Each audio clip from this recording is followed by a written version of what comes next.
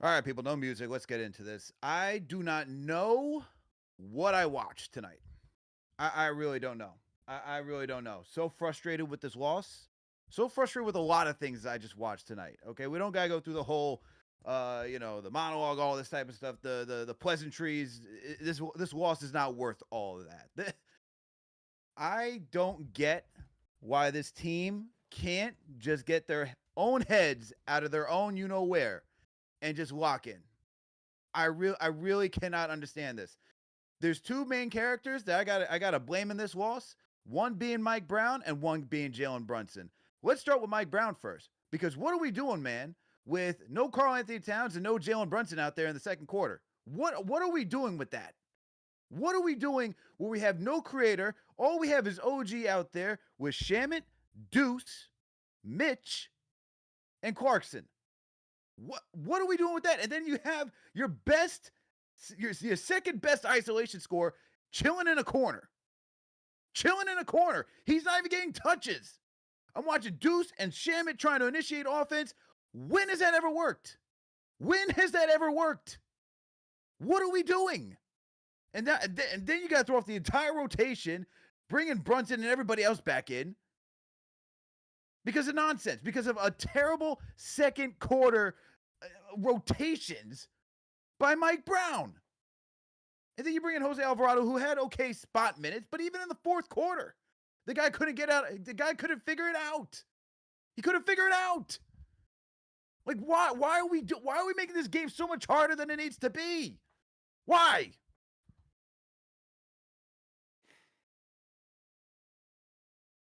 The rotations tonight sucked.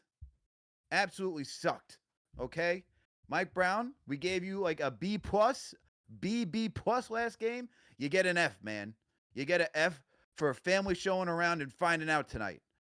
Nowhere did you ever during the regular season not have Karl-Anthony Towns with that second unit. Nowhere.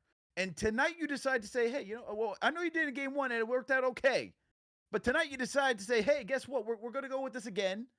And we're not going to give our best creator the opportunity to go downhill and go big, which is Jordan Clarkson. Why is he standing in the corner? The man's not even a three-point specialist anymore. Never was. He's barely at 33% and we're having him in the corner?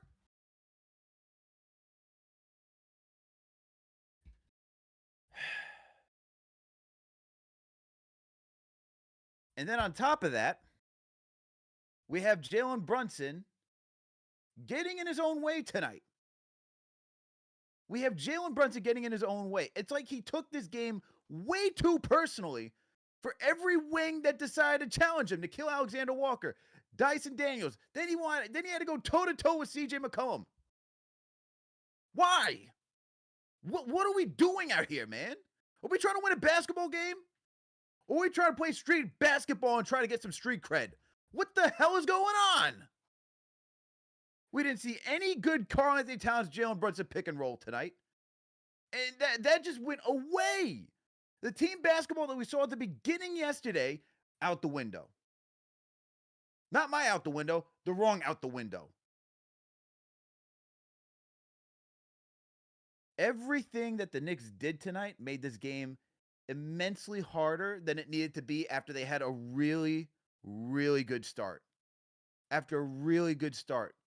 But the two biggest guys I'm blaming tonight are Mike Brown and Jalen Brunson for not getting out of their own way, man. For not getting out of their own way. And for a head coach, I'm going to go back to Mike Brown because I'm not done. You see in the fourth quarter that Brunson is struggling. And I mean struggling. We have Nickeil Alexander-Walker getting strips. We have CJ McCollum dicing him up after a strip. Why are we not calling a play that makes actual sense? Why? I don't get it, man. I really don't get it. And thank you, Mike Brown, because now I hear my son crying next door because I'm livid. So thank you. Thank you. I appreciate this. You too, Jalen Brunson. Thank you. What's up, CK? How you doing, man? I just had a test. No, I agree with everything you said. I was a little worried that you weren't gonna throw some of that to our captain. Love him to death, love everything that he does. But 1,000%, I'm with you on the Brown. We'll talk about that. But to me, I wanted to highlight Brunson for the most part. We went 28 to 15 in that fourth quarter. Don't even want to talk about what Brunson's percentage was down the stretch. And I get it. I've been echoing it. You've been echoing it all season long. As far as Jalen Brunson, we need him to take those shots because that's what he does. He's the reigning clutch player of the year. I get that. But also, you got to be aware of the situation in this game. Shot wasn't falling down the stretch. Why did we even have a lead throughout the majority of this game? Because we were moving the rock. Towns found his groove in that second half, disappeared in that fourth quarter because, well, we took him out of it. Mainly you. Like, those are the kind of mistakes. Like, this isn't even about just a game 2 loss. This is about these are the kind of mistakes that we were expecting to be cleaned up at this point of the season. It's time to figure it out. You just gave up a game that was won.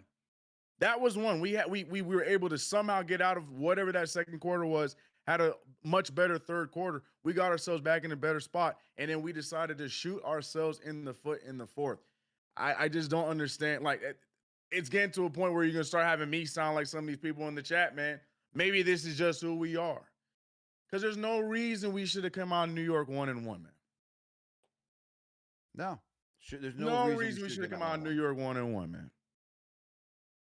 No reason. CK, keep going for a second. I just got to go get myself. No, you're good. Go single screen for a second. 1 second. You're good. You're good. Handle a little Stratocaster. He's pissed just like the rest of us, man. No reason we should be coming 1-1. I say this every year. It blows my mind when you have arguably the best home stadium in the NBA. Crowd was eating, and like everybody was excited about every little thing, regardless of the foul calls, regardless of the officiating, regardless of the terrible coaching, regardless of all that. The crowd was ready to go. And you somehow, yet again, another season, blow a game at the Garden in the playoffs. It blows my mind, man. 15 to 28 in the fourth quarter. Make that make sense. This team had one lead for half a second in this game. And now I got to hear CJ McCollum is the new villain. What are we doing? What are we doing? I don't know what we're doing, CK, but there's no reason why we should have CJ as the new villain. Nothing along those lines. It's just stupid, man. This game was just there's no sugarcoating it. This game was just stupid. This game was to be had. Because we did it to ourselves. Yeah. Everything was on us. Peace and love. But Nickeil Alexander-Walker really didn't show up until, even when he showed up, he didn't show up. Jalen Johnson was all right. Sure, CJ McCollum shot great, but they didn't do anything. I'm looking at they didn't really do anything. They didn't. Except in the fourth quarter where they shot 72% from the field. But they didn't do anything. And we found a way to look like that cannot be, that's got to be gone. We're not in April. We're not in like March, January, November anymore. That's got to be gone. These questions, are we going to do this? Do they remember how to pick and roll? Will we see it too? Those questions got to be gone because they need to be done, bro. We need to be doing them. Atlanta, bro. Like what? I can't believe it. I can't believe what I saw, Alex. I just can't. I can't. You and me both, man. I really can't. I see people in the chat saying, Alex, what are you talking about? Brunson kept us in this game. Yeah, two things can be true. There were moments where he kept us in this game, and there were moments where he took us out of this game. Like I don't know if you watched this game, this 100%. Was nowhere near similar to what we watched 100%. Yesterday. Not even close. Okay, we saw everyone touching the rock. We saw Clarkson getting downhill, creating for others. We saw decent shots for Shamet and McBride. Even though Shamet didn't shoot well, you could say at least the process was there to get him better looks. Even for OG, even for Cat. Like most of Cat's points came off offensive rebounding tonight because of missed shots. Like, this is nothing. Like, this isn't too complicated. That what we saw today. It's okay. It's okay. It is absolutely okay to say tonight, Mike Brown and Jalen Brunson were not on their A game. Love Brunson. I think Mike Brown has done a very good job this season. In this game in particular, we can look at this as a micro and be like, this was a poorly coached game, poorly executed process by Jalen Brunson. There's no question about it. There's no question about it. Like, the fact that you had Jalen Johnson strapped for most of this game. He's not even in the, like, we're talking about, he's not even in the frame really of scoring. Nickeil Alexander-Walker was non-existent until the second half. Yep. You were only getting looks from Onyeka Okongwu, who were knocking down threes, CJ, who was doing his thing, and then you had Kuminga, who came on late. And the Hawks did what they did best, man. We didn't guard well in transition, so then the Hawks were able to waltz all over the Knicks in transition, get open threes from above the break where they shoot very well, and then they were able to get downhill. Point blank, period. Nothing more complicated than that. If the Knicks are going to win this series, and if they're serious about making a championship run, you cannot leave food on the table. You cannot leave food on the table. You have to enter each game with the thought process of what this team is meant to do, which is no ISO hero basketball, right? It's got to be sharing the rock, looking for the good threes, the ball reversals. Not a lot of that tonight. It's got to be getting cat in mismatches, especially in this series. Guys, like, why are we not doing that? Why are we seemed not like the most obvious game plan coming into this series. I feel like everyone echoed the same sentiment. Everybody outside of the Knicks echoed the same sentiment that this is the Karl-Anthony Towns series. Everyone. I don't think any Knicks fan around the world looked at this series and did not realize that this was the Karl-Anthony Towns series. And what happened? We're already 2 games in, and Towns gets iced out in the second, in the most important quarter of the game, in the fourth quarter. Like you're saying, like, we go away from the things that would give this team success. Again, shooting ourselves in the foot. This one. I want to make it clear to the chat. Like, this frustration isn't just strictly out of us losing this game. Yes, obviously there's more series left. We're gonna bounce back. I'm not tripping about that. This is one of those things where it's like, are we ready to get this out of our system now, or is this what we're going to be living with for the remainder of this playoff run? Like, we need to know now, because I can check my emotional stability now and be prepared that this is okay. So we're just going to stay playing like this, because when we thought after game 1 we got it all figured out because we looked great. Everyone was doing their part. Even there's still some things that we could have fixed up, but we still looked great in that game. So that gave me the hope, like, okay, this team's figuring it out for the playoffs. Then we have the collapse that we had in this fourth quarter. This is beyond just game 2 for me. Because now I'm just feeling like, oh, we're back to the same old, same old. We got a championship to go win. Do you want to? Because I'm invested. You know what I'm saying? Alex is invested. The talisman in the chat's invested. Hothead is invested. KG7 Full is invested. The great Chuck D is invested. Are y'all? 15-28 in the fourth quarter. At home. This crowd was popping, Alex. The Garden was live. And we went through so much nonsense in this game with the officiating and all the lulls in the game. And this crowd was still ready to blow up. Mm-hmm. And that's how we close out at home. This is what I'm talking about. This is beyond a game 2 for me. I need to know how locked in we are for this road to the championship. Peace and love. Facts, CK. Facts. That I agree with every sentiment that you just made. Like, the frustration is not from the place of, oh, this team's not gonna go far. This team has the talent. This team has the capability.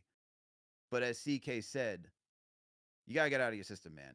Enough with the shenanigans. Enough with the, I'm gonna play with my food. Enough with the, oh, we're gonna go. It's just enough. Enough is enough, man. We've done this. We did this last season. We got to move forward and be better.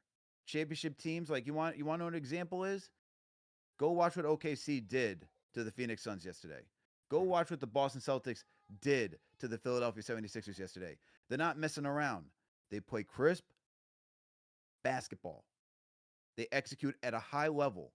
And if you're thinking about getting to that next level, getting back to the ECF, you got to look at what Boston did because they're not going to mess around. This team, for as much as the Knicks messed around, Hawks won by 1 point. They only won by 1. It's not like the Hawks were in here dominating the entire series. Right. This entire game, I should say. Right. Yeah. The Knicks were messing up a lot with all the costly turnovers, and they only lost by 1. They had an opportunity, actually, if they used their timeout, to potentially get a better look and could have won this game. Potentially. With that being said, you got to get it together. You got to get it together. Because you go against Boston, you do this against Boston, it's going to be a bigger hole to work back out of. It was cool last year. You were down 20-2 back-to-back games. They came back and win it. It's a lot of energy, man. It's a lot of energy. You don't need to waste all that energy. It just does not make sense. It truly does not make sense. Salute to the station. Thank you all for tuning for another KFTV post-game live. We're heated, people. We are heated. Make sure to hit that thumbs up button for your boys. Subscribe to the channel if you haven't already done so. Knicks lost 107-106 to the Atlanta Hawks. The series is now tied 1-1. The Knicks will now play again, face the Hawks on Thursday in Atlanta this time. We're going to bounce back and get this thing right back on track. All right? We want to hear what your takes are. Make sure to call in. Make sure to go through the Discord. We're going to start lining up the Discord real quick. And we're going to get to some of your calls, all right? All right, man. Just aggravating, man. Absolutely aggravating. But let's get to some of these calls first and see what's going on out there in Knicks Nation. Let's get to Mike in Michigan. Mike in Michigan, how you doing, man? Man, been better for sure. Thanks for taking the call, Alex CK. We're all a bit gutted, but it was one of those things where, we've seen these kind of Knick games before, where we kind of slowly start getting walked down in the fourth, weird turnovers, weird decisions. Yep. And I'll go back to it again. And I've said this a few times throughout the year, bringing up Mike Brown, and you were just talking about it.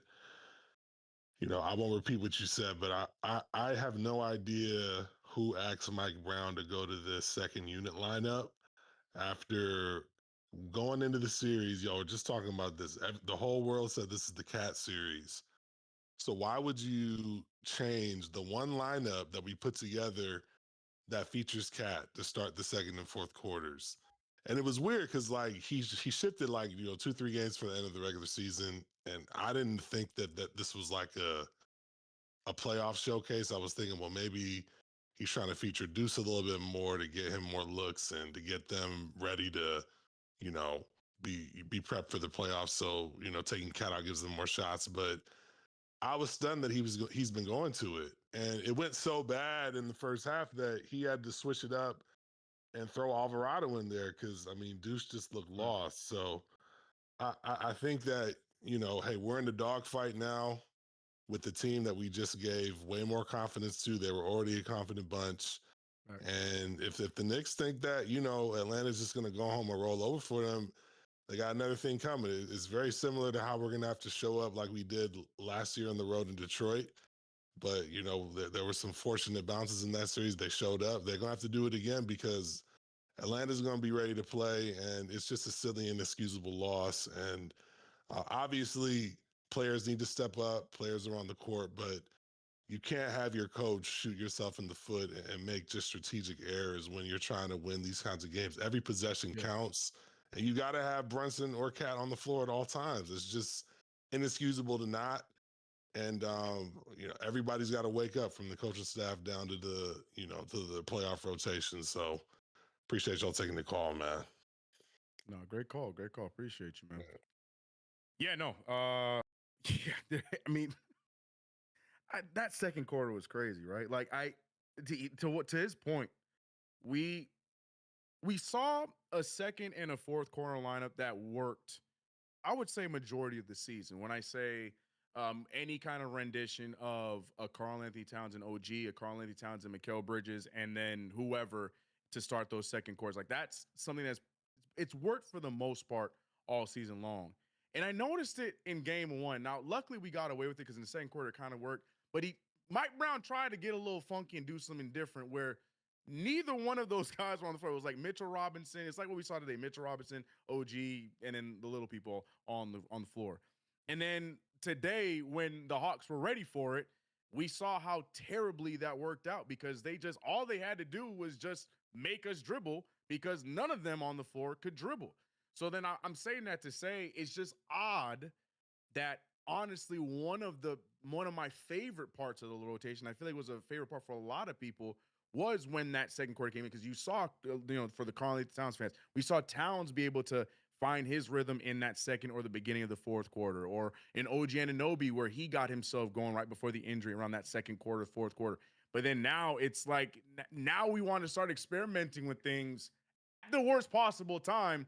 That makes zero sense against this team that defended it really well. To your point, Alex, you mentioned it. Jonathan Kuminga went out there and just feasted on whatever that lineup was with that second unit. You know what I'm saying? So not only were we having a problem with the turnovers and the dribbling, the defense was rough with that unit. And, the fact that we have to talk about this in the playoffs, that not one of your stars are on the floor at all times, blows my mind. This is not, the beginning of the regular season. This is the playoffs. A star should be on the floor at all times. At all times.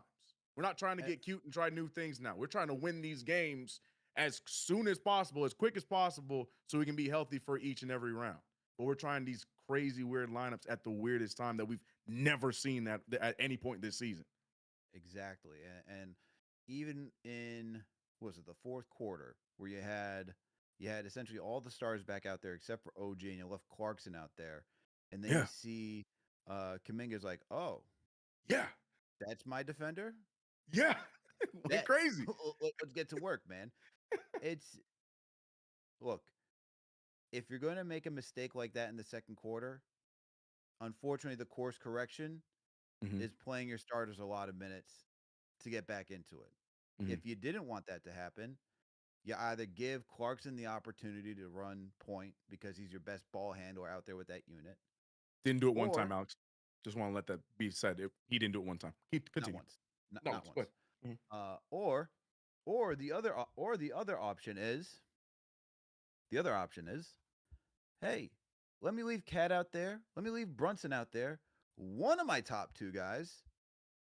So that way we don't have this mistake of, no one out there is going to be able to create, or we're not going to get enough offense out there. Yeah.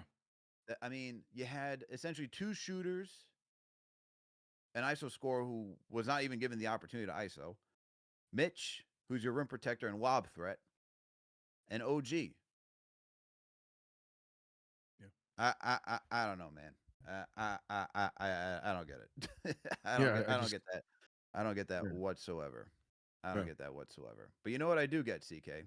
What you get? I do get car gurus, because they are straightforward in what they're trying to do. And you know what, people? Let me tell you a little something about car gurus. Now, when it comes to buying a car, it's a big decision. You don't want to feel rushed, confused, or second-guessing yourself, especially with prices being what they are right now. That's why I mess with car gurus. What I love is how simple they make it just to purchase a car. With Car Gurus, Discover, you can skip all the annoying filters and just search the way you actually think. You tell it what you want, maybe good gas mileage for road trips, extra trunk space for the family, or something comfortable for that daily commute. And it shows you real, shoppable listings that actually match. That's a game changer. And if you're at the dealership, the Car Gurus app has this feature called Dealership Mode. It's basically a cheat code. You can compare the car right in front of you to similar options, check deal ratings, see price history, and even estimate your final cost. All on the spot. That's confidence right there. With over 4 million listings, Car Gurus has one of the biggest selections out there. So you know you're seeing the real options and real deals.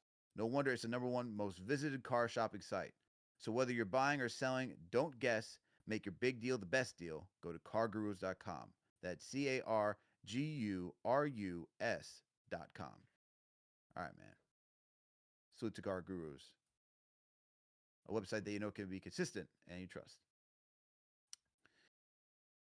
All right, man. Let's get back to some of these calls, man. Let's get back to King Mott. King Mott on the line. How you doing, good sir? Hey, what's up, fellas? I'm about to cook. I'm about to cook right now.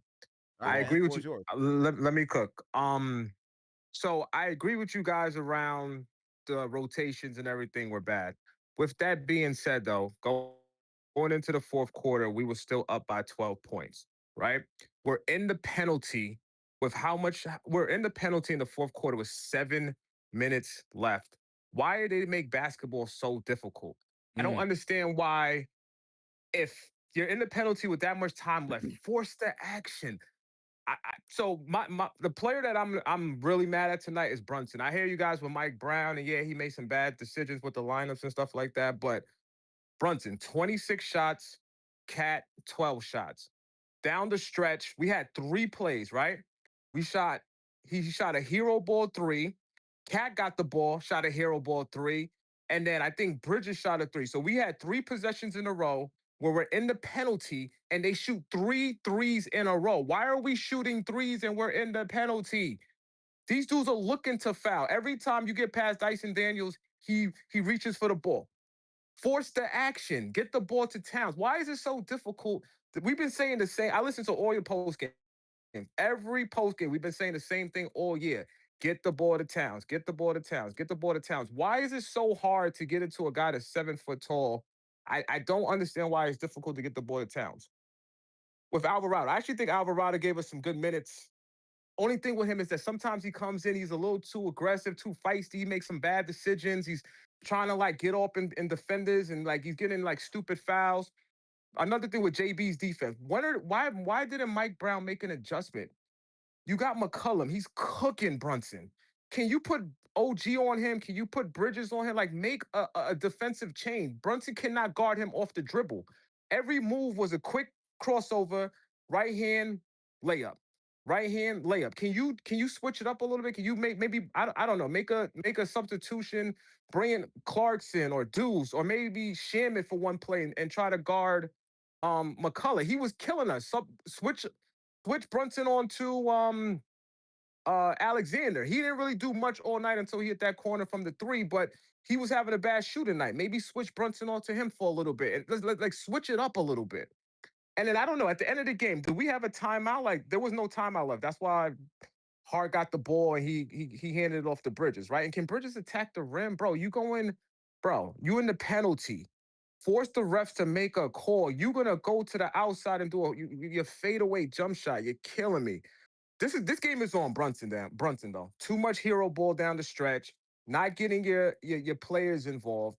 We love you, but bro, like you don't gotta nut every game. Again, the disparity in shots is too wide. Why are you 20? You're 10 for 26. Towns is 8 for 12.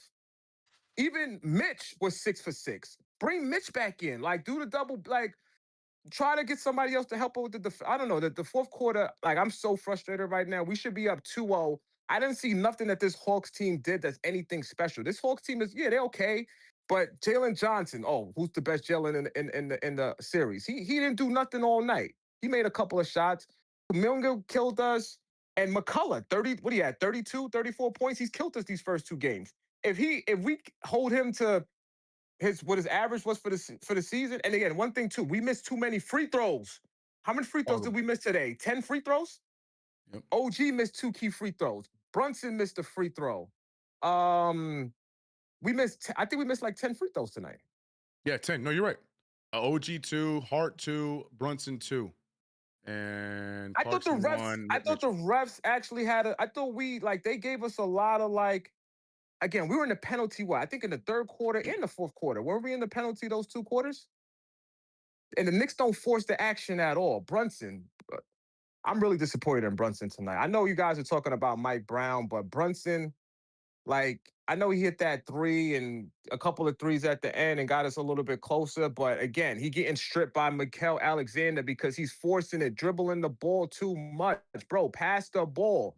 You got everybody. When he's dribbling like that, you see the team, like everybody looks extremely nervous. And I think that's because when he's just holding it, they don't know what to do. They just watching him dribble, and then guys is reaching, knocking the ball out of his hand. Like, this is one of the worst losses that I've seen in a very long time by this team. Like, they're like the best fourth quarter team all year. They don't use games like this when they're up going into the fourth quarter. So, like, everything you were saying about the lineups, we were up 12 going into the fourth.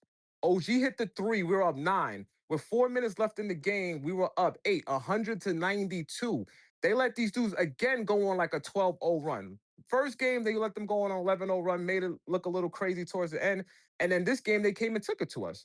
So that's all I got to say, man. I'm heated. Now we got to wait until Thursday. So we got two more days we got to wait before almost 3 games before we got to wait for the next game. We're going to hear a whole bunch of craziness with the media. So now we got to hear all of this stuff for the next 2 days, man. I'm heated, man.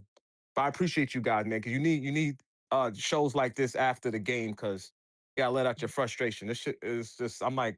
I'm tight tonight. No. That should have been a out, man. W. We should have been a W. 100%. All right, fellas. Enjoy your night. Salute to you, King Mott. Appreciate you on the call. And I think we can both agree that we agree with the sentiment about Brunson. He might have missed that part of the call. We both agree with that. Yeah, we start off the show with talking about Brunson. It was Mike Brown, 100%. Then Brunson. But rate that call in the chat, man. 5 being facts, 1 being trash. Let us know what you thought about King Mott's call. I thought he was on point, man. I thought he was on point with this call. Look, it goes back to making this game much more difficult than it actually needs to be. It makes this game way more difficult than it actually needs to be. And talking about Brunson, it's like, you don't need to do all that, man. You just don't. It's the whole point in why we have this roster, man. We do not need you to go dummy every single night. You did that 2 years ago against Philly because it was necessary. We didn't have Julius, all those cats. It was necessary, man. It was absolutely necessary. Not now. All right.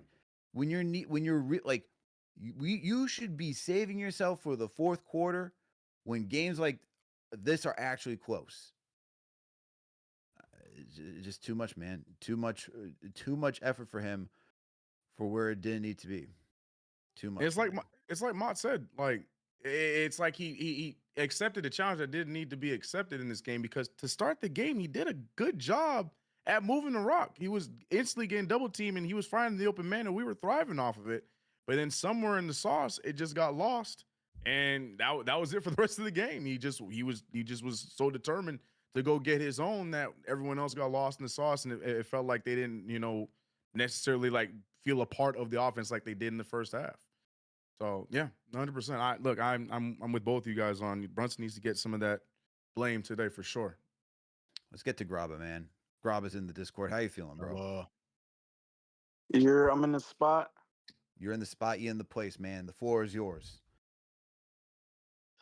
Where do I begin, man? Where do I start? CK, I was tapped in, to the play-by-play, and I left the super chat. CK, what did I say, CK? What did I say about the line? What did I say? Why are we having lineups that doesn't have Cat or JB in it? I just don't understand the thought process behind that. And then you start off the fourth quarter, and you don't even have Jordan Clarkson in the lineup. So now, you got these defenders on Atlanta. They're being aggressive with Jalen. They're stripping him. What do you think they're gonna do to Deuce and to Shaman when they're dribbling the ball? Deuce is not a point guard. We done seen this over and over again throughout the years. He's not. I love Deuce. He's he hits some big shots. He plays great defense, but he's not a ball handler. He's not a playmaker. He's not a shot creator. His role is to defend and shoot threes. The same thing with Landry.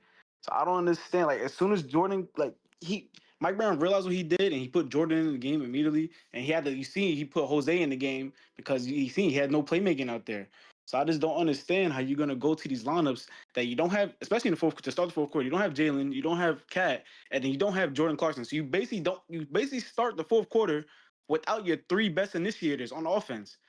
And then you give up the lead. You give these guys momentum and confidence to come in your building and do what they did, walk you down. It's like the same thing that the Pistons did last year and the Pacers did.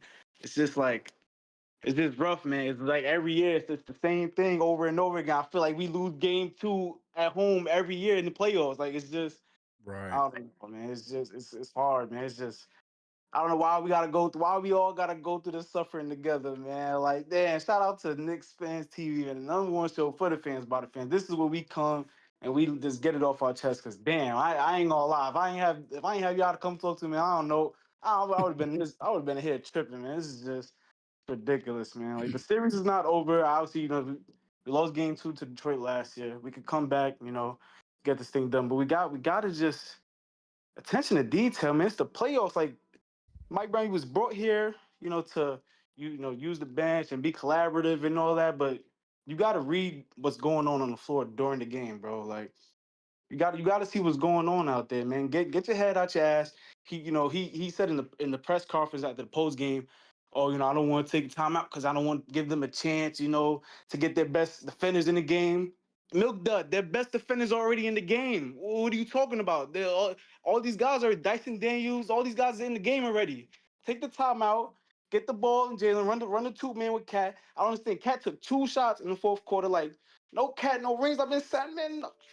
Oh my God, I'm about to cash out, man. Get Cat the ball. He took 12 shots. Jalen took 26. 26. Man, I ain't gonna lie, I'm about to crash. I'm out of here, man. I'm tight, man. I'm out, man. Shout out to Grabba, man. Shout out to Grabba for calling in. And hold up, because there's a lot of miscommunication on the broadcast right now, and what was actually accurate. Because the guy said, because what was it? You had the broadcast saying that the Knicks had 1 timeout when the Hawks were Right. at the line shooting, and then we saw Josh Hart race up the floor and get it to Mikal Bridges. Apparently, and this is I just sent the tweet, Gamba, if you could show the tweet from Fred Katz. Just reading what Fred Katz tweeted, it says, clearing something up because I've gotten a bunch of texts about this. The Knicks did not have a timeout remaining on the final play.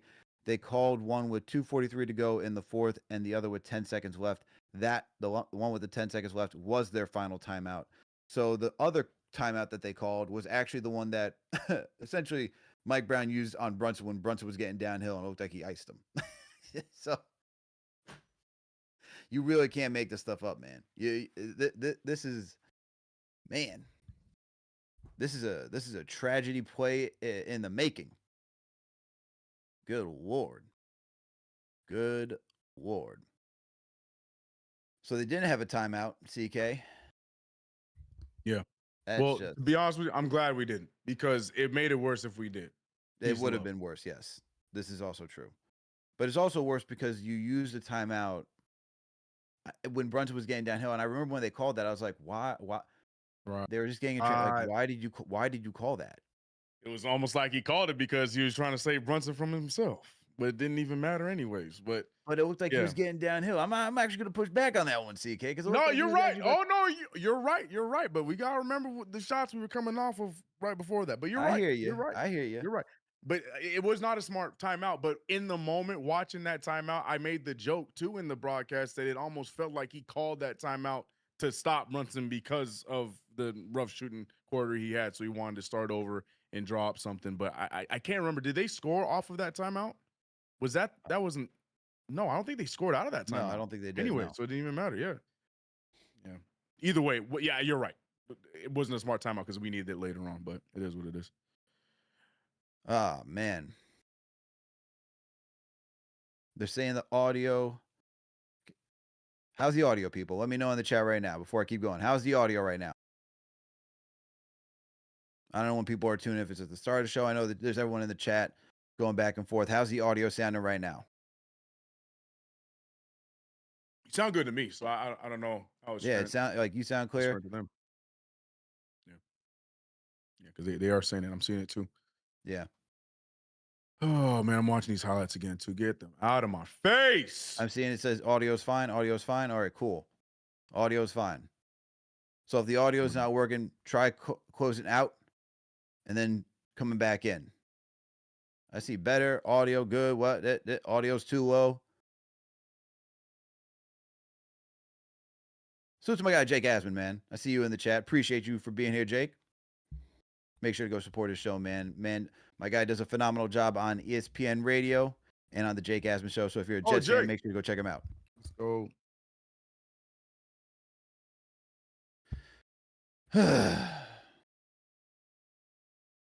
Oh, Ari's in here? Where's Ari? Oh, ho. Hold on one second. Hold on. We got the franchise caller here. Here we go. Well, let's get Ari in here, man. Ari, you're up, man. I'm giving you the Beeline Express. I saw you in the chat. What's going on, bro? Yo, what's up, man? You hear me? Yeah, man. You're coming in loud and clear. How you feeling? God, first of all, I don't know why I don't have that members line access, but whatever. It is what it is. But all right, I'll start with the good news first. The good news is I still think the Knicks are going to win in 6. I said that I thought they were going to lose games 2 and 4, but I'm not worried about the series. That being said, the Knicks have 0% chance of winning a championship. I mean, literally 0%. They're not going to win a chip, bro. They'll win the series. Maybe they'll win the next series. Who knows? They have no chance of winning a chip. Because here's the thing. Brunson plays hero ball all the time, and that didn't work for Michael Jordan. It didn't work for. It didn't work for Kobe. It didn't work for James Harden. It doesn't work. It doesn't work for Luka. Like, it does not work when you play hero ball. But his teammates are garbage. Mikal Bridges, forget it, bro. Like, I would have rather Jalen Brunson take a half-court shot double teamed than him be wide open and take that shot. You think that dude wanted to shoot that ball? He did not want to shoot that ball. So if you had no timeouts left, even if you had no timeouts left, why is he the guy in the corner when you know you have 7 seconds left and there's a chance that you're going to run it up and he's going to be the guy to shoot? Why is he in the corner? The last guy you want to shoot on the floor is Mikal Bridges. He's the guy who gets the ball. Are you kidding me? We wouldn't have been in that situation if he hit those 2 threes that he had back-to-back, which were wide open also. But that's a different story. Mike Brown, awful. Awful. Not only are you not going to win a chip when you play iso ball and your teammates can't create shots, because as good as Cat is, he's very talented basketball player, very efficient, very good. He does not get buckets. He's a big man. He's not a bucket getter. He's not going to create offense out of nothing. He needs to be set up, right? And the bottom line is that if Jalen Brunson hogs the ball, but if I was Jalen Brunson, I wouldn't pass to Mikal Bridges. Like, you know what I'm saying? It's a catch-22, and that's why the Knicks aren't going to win a chip. They just don't have enough shot creation, and they're too complacent. So it's insane. Mike Brown, I saw a lineup with Deuce. I think it was Deuce, Clarkson, Josh Hart or someone, like literally all bench guys. You could not have picked 5 worse players to put on the court at the same time than those 5 guys. And he ran them. You have Jalen Brunson and Karl-Anthony Towns on your team. They don't play well necessarily together, but they play well separately. And you're going to have them off the floor for like multiple minutes in a playoff game? Ridiculous. You can't win like that. Insane. All right? Like, this is what I was saying after game 1. After game 1, I told CP, because I was sipping. It was Saturday and I was sipping, right? I couldn't call it. I told CP, I'm like, listen, we'll take the win, but they didn't play well. And I saw the post, I was replay gang. CP said the same thing, all right? The Knicks never make anything easy. It was always going to go 6 games. Every series will go 6 games or more because they never make anything easy, but they don't play good ball. They haven't played good ball in a long time. The last time they played really good ball, I know they beat Boston. They shot like crazy from the field that game, right? I know they beat Atlanta that one game in the regular season. They haven't played really good ball since Denver, that 130-point game since Denver. You're not going to win like this. They don't have enough shot creators to help Brunson, and then he has to play hero ball, and that'll never work. Period. End of story, all right? So I saw the Knicks winning the series in 6 games. I'm not really worried. They have 0% chance of winning a chip like this, bro. Period. It's just it's just a fact. But that's my take, man. Salute to you guys.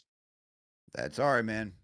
Take it easy, all right? That's the franchise caller, man. Rate that call in the chat. 5 being facts, 1 being trash. All right, came in heated, man. As he should. I'm never going to be the guy that counts the entire team out, man, because anything can happen.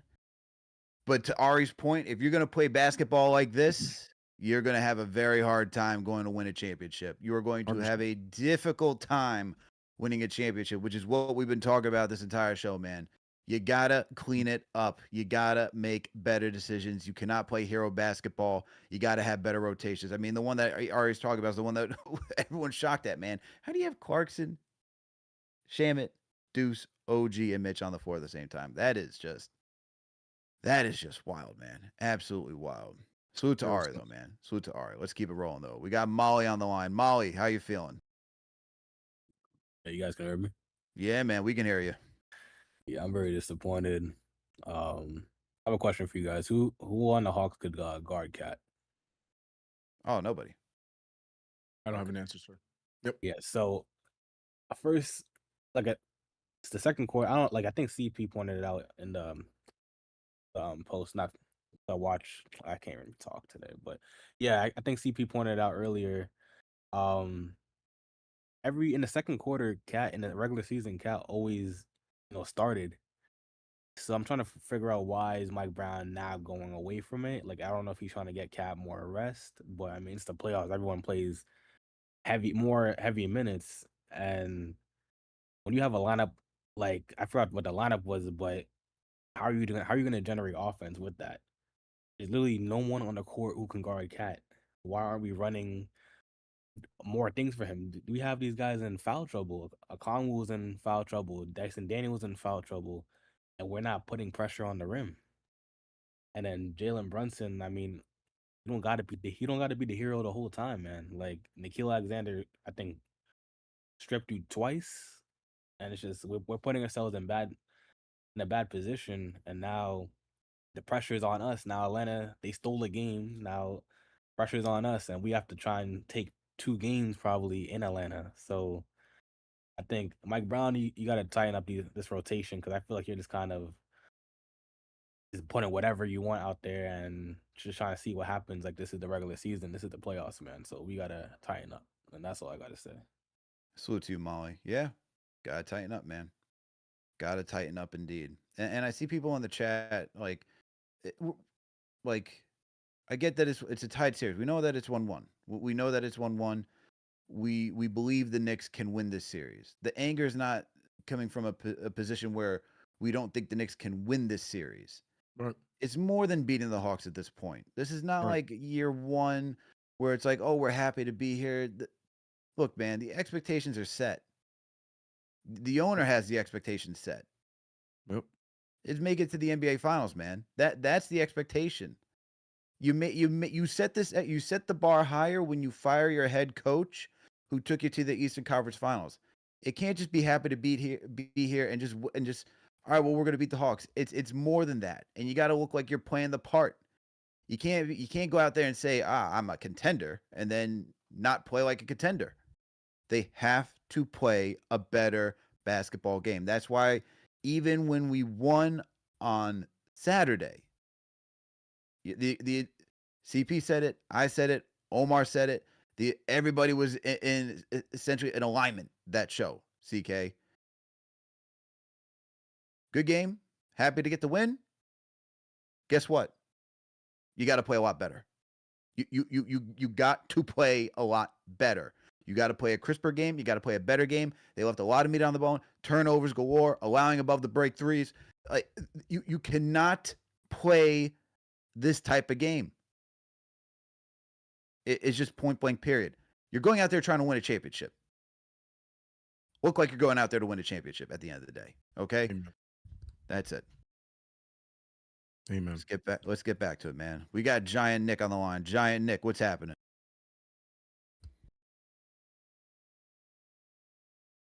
GiantKnick, are you there?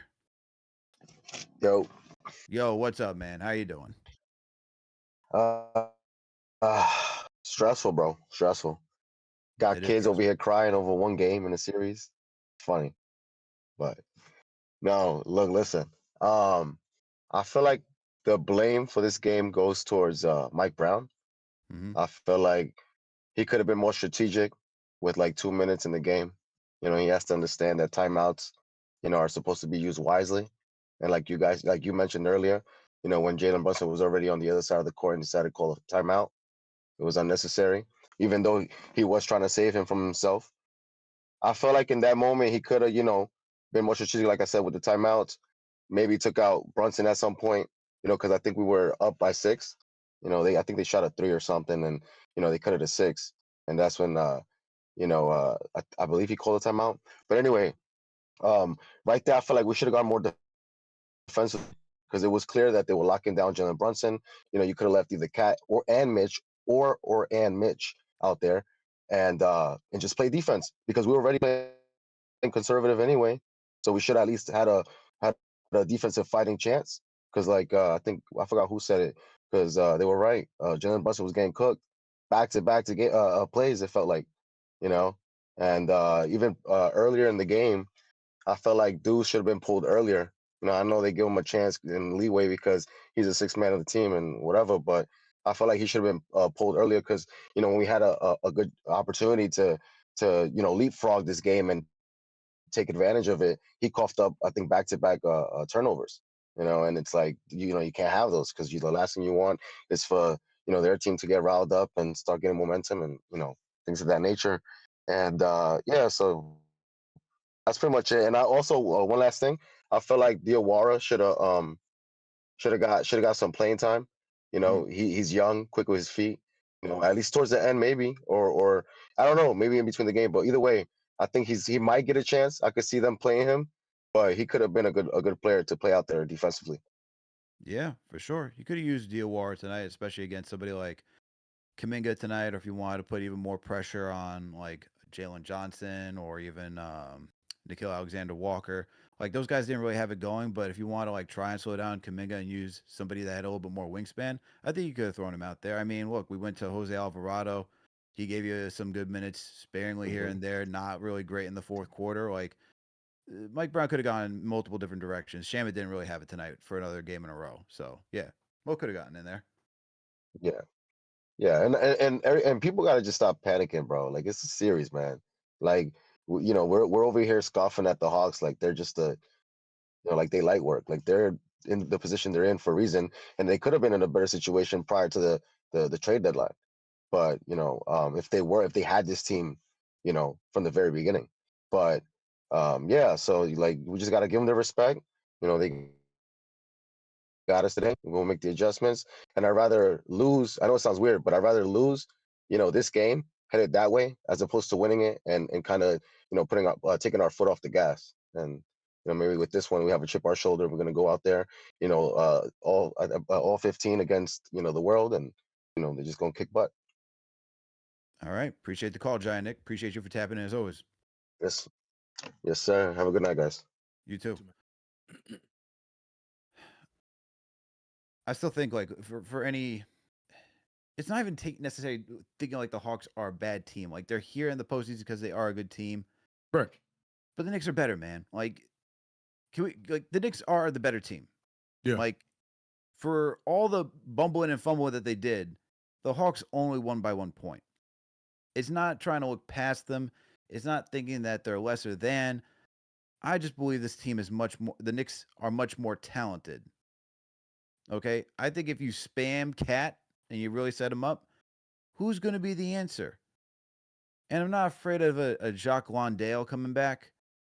But if you already have the advantage, use the advantage. Just take it. Like we don't have to make it more complicated than it needs to be. And the frustration is that it's not worrying about losing to the Hawks. It's not it at all. like you had this game in your hand. Yeah. You had this game in your hand and you gave it away. This was That's not the a more close frustrating part. game. Yeah, 100%. This was not a close game that was like a battle throughout the entire game. No, we had the game in our hand to the point that I think it was Mr. Mott that said that, like, yeah, the second quarter was rough with the rotations, everything we're complaining about, but we got out of that hole, took the lead back, got it to as many as, I think it was like 13, 15 or whatever in that third quarter. So this game was all but ours. And then we decided I'm going to keep saying it for the rest of the night. We decided to go 28-15 in the 4th quarter.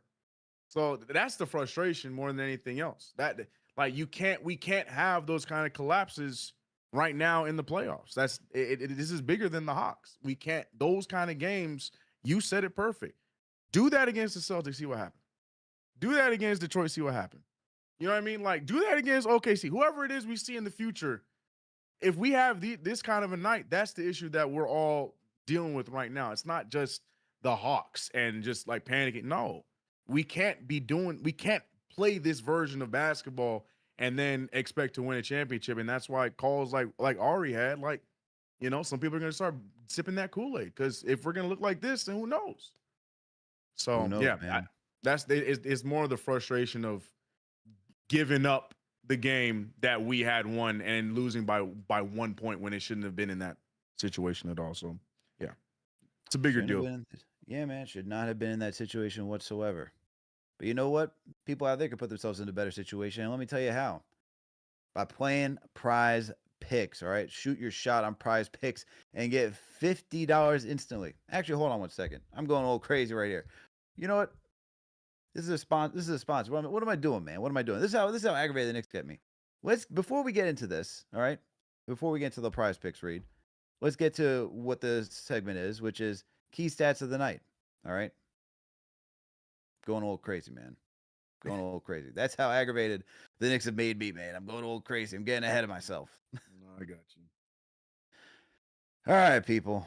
You already know what time it is. Let's go get this. I wish I could say there's the good, the bad, the ugly, but it is the bad, the ugly, and the worst. So here we go. Knicks lost this one 107-106. That was the worst part of it, because in this battle, the Knicks actually won the rebounding battle 47-36. They tied the assist battle 22 apiece.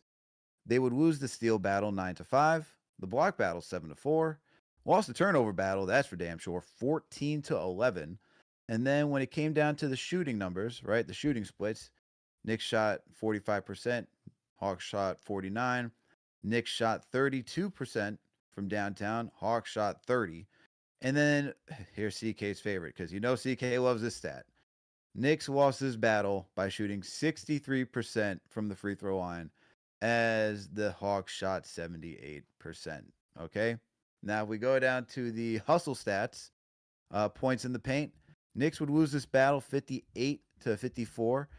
Second chance points, Knicks would win this battle 24-9, thanks to Karl-Anthony Towns and Mitchell Robinson just cleaning the glass so well. But then the Knicks would lose the fast break points battle 20-13. CK, with all that said, what key stat that is, are you looking at that's a big part of the game tonight? You know I hate this game and losses, bro. I hate having to sit here and try and find a key stat in a loss, because the key stat is that we lost. The key stat is that we gave up 28 points in the fourth quarter and responded with 15. Those are the key stats I got. But I'll play along. Alex, because, you know, I am a team player. And, again, I believe my team, our New York Knicks, are going to win this series. So I will find the positive in all the negative that we saw in that second half collapse. Honestly, the one big positive, if I was going to be funky, you know, I love to get funky with key stats tonight. I would strictly go off of the stats of Mitchell Robinson, because I loved what Mitchell Robinson did for us off of the bench. I know that's not playing the game correctly, but Mitchell Robinson, his whole stat line was my favorite stat of the night. But if we're talking about from a team aspect, I thought, what's it called? Where'd it go? I lost it. Oh my goodness. I lost it. It was gonna be well, we lost that battle. Never mind. I take it back. I was gonna say points in the paint, but we lost that battle. 58-54. When did they come back and start scoring in the paint, Alex? The name is called Jonathan Kuminga and Jalen. When did that happen? Fourth quarter. I don't have an answer. I'm looking and I don't have an answer. We shot booty from the free throw line. We shot booty in the fourth quarter. The turnovers, yeah, we only had 14, but that's still a lot of turnovers in the damn game. Total rebounds, sure, okay, cool. We got the 14-7, cool, but big whoop. But like I genuinely don't have a stat that I can play for this game. So my answer is, my key stat of the night, Alex, and I'm sticking with it, is Mitchell Robinson. I thought he was great for us today, 100% from the field, did all the dirty work off the bench because we had no other help from the bench. So my key stat of the night is Mitchell Robinson, because I can't find a team stat that I like. You want some key stats? Give me a key Well, stat. I dare you to find a key stat for me, please, Alex. Please. It's not a positive, but it is a key stat. And Give me a key stat. shout out to Chuck D for being in the chat, man. Shout out to Chuck, man. Throw a hashtag P in the chat. He said key stat L. Yeah, That's is what I'm right, Chuck. saying. I agree. Here we go. You know how many players on the Knicks were inserted in the fourth quarter? Please enlighten me. Please enlighten me. 9. Mm. Do you know how many of them had 0 field goals made? 8. 6. No, 6. Oh, okay, good. Okay, You're close. Now, with that being said, what do you think in the fourth quarter? How many field goals were made in the fourth? How many total were made? Total. Okay. Can I get a cheat? How many were shot? Can I get that? How many were shot in the fourth quarter? Oh man, 22 were shot in the fourth.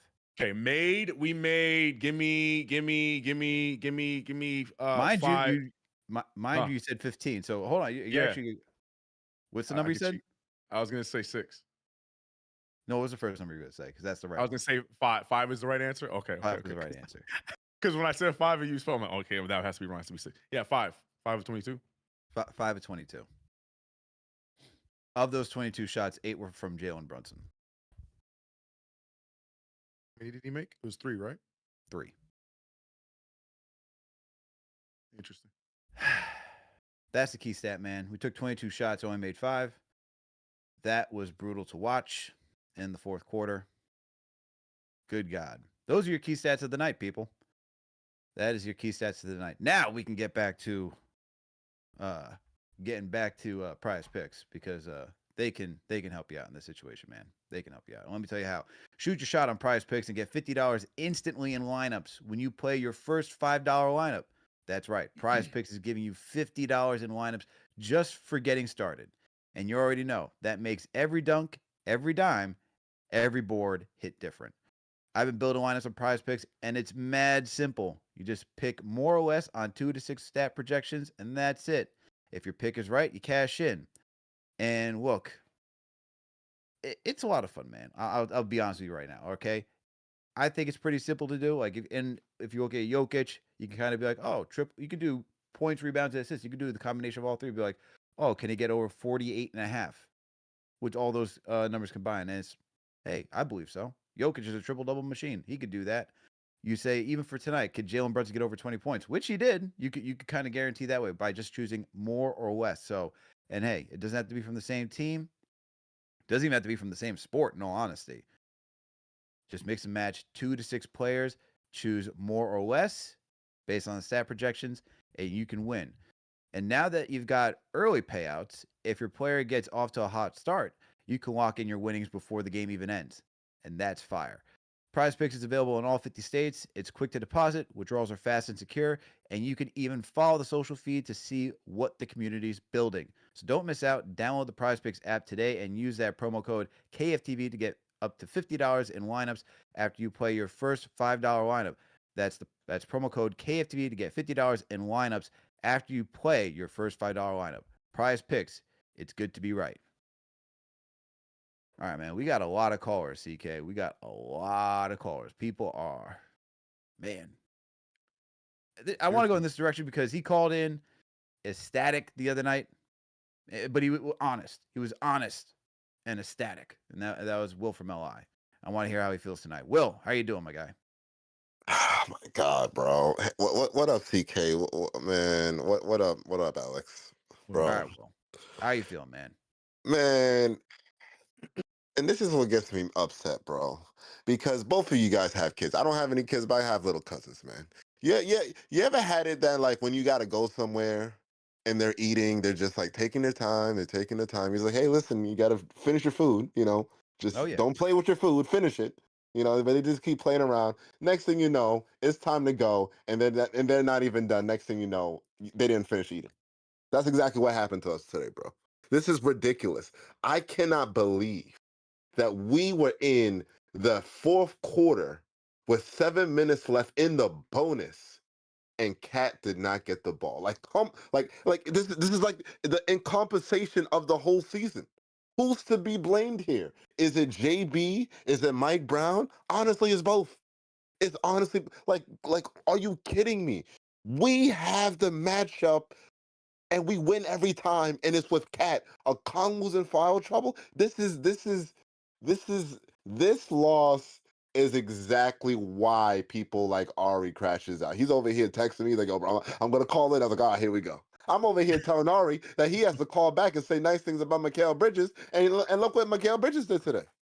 And is it all his fault? I don't want him taking the last shot, but we should have never been there. That's the issue. It's like the role players other than JC, okay, Cardiac hasn't been Cardiac. He's the only one giving us life right now. Everybody else is not playing their job. Jose Alvarado, listen, I love the defense. What did he do offensively? Did he get an assist? Like this is listen. I got tickets for Game 3.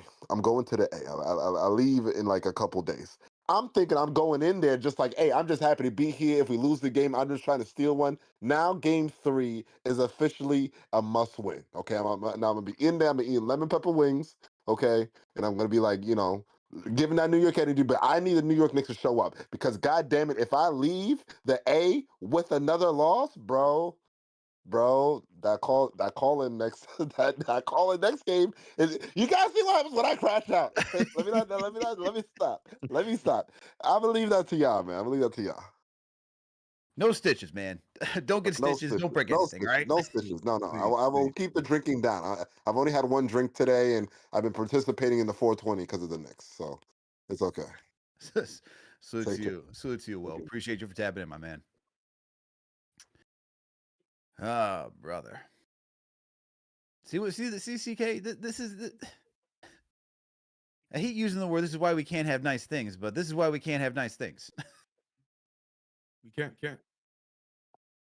Ah, man. I don't. This team can really just throw a whole wrench into everything. Everything. What do you think the energy is going to be on Thursday? Do you think it's just going to be that cool guy energy where it's like they just come out and just think that like, well, that didn't go well. Let's just try it again anyways. Or do you think that there's actually going to be some fire from this team? Nah, I hate there'll that be I fire. hate that I'm dead serious with this question. I'm not trying to be funny. Like I'm so serious. Cuz like we've seen that this year, Alex. We've seen them get smacked in the mouth, have us all crashing out on post game, and then how do they respond? Bridges going 2 for 15, or like, sorry, not that's too much. Going like 2 for 5 and like with 4 points. Karl-Anthony Towns didn't take his first field goal to the third quarter. Like we've seen that before. So now that it's playoffs, I'm asking you, Alex, again, playoffs. Do you think that the Knicks go into Game 3 with that same lackadaisical nonsense and just somehow get a Game 1-esque type of win? Or do you actually believe that this team will come into Game 3 fired up? Brunson, here's the calls, here's what we're all saying, here's Twitter, here's the KFTV chat, here's Alex Chatars, here's TK2K talking about it's on cap and so. Do you think that they actually come out fired up in Game 3, or you think we're going to get that same story, that same song and dance that we saw during the regular season? No, I think they come out fired up, CK. I would say this. I think everyone likes being in New York on this team. I don't think they want to go anywhere else. So, because if you start really playing this game, this is where the whole conversation was. The trickle effect of, or the domino effect of, if you how do I want to say it? Remember during that 10-game stretch at the end of the season where they won 7 games, they lost those 3, but it was the ugliest basketball we've seen from this team, and everyone was saying like, "Yo, can you just show that you're a competent team, moving in the right direction, getting ready for playoff basketball?" Right? Remember that? I remember. If they do that, then you're getting closer to Ari's point where it's even more and more difficult to win a championship. If you want to be a serious team, once again, you come out with the fire, the attitude, and the execution in Game 3 and win that thing handedly. and you shut up the Hawks, all right? Now, if you don't want this team to come back in there, you really put a beating to them, and you say, hey, we're done. We're done.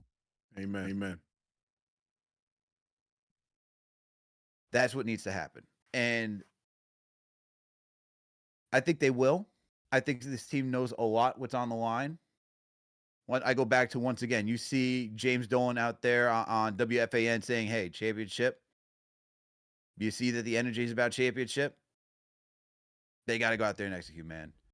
Because if they don't, it's about to get ugly real quick. But you know what? You know what's good? You know what's good, CK? We have our guy. We have the captain here now. Where we have our captain. Where is he? I don't know where. Oh, here we go. Oh, okay. Yo.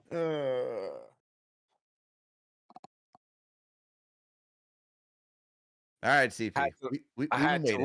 I had to Usa, man, and I got the towel here. In reality, it should be a brown paper bag, but this is a towel because, this is our rally towel, and this represents us. This represents the show. This represents the people. I was in the building tonight, and look, man, they did it again.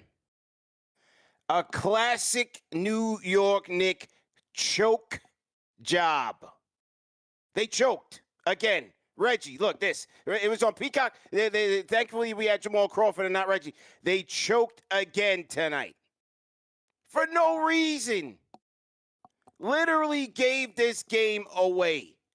And I go back just 2 days ago, Al. What did I say? I'm not impressed. They got to tighten up. And I had a couple comments. Oh, just calm down. You always complaining. Take the win. We're past that. This isn't you take the win. A win is a win. No. This isn't. It wasn't pretty. It wasn't gritty. This is the postseason. It's different, man. You got Boston looking like they're about to go sweep. You got Cleveland looking like they're about to go sweep. Every game, every possession matters. And this game, this Knicks team, you had a 12-point lead in the fourth quarter.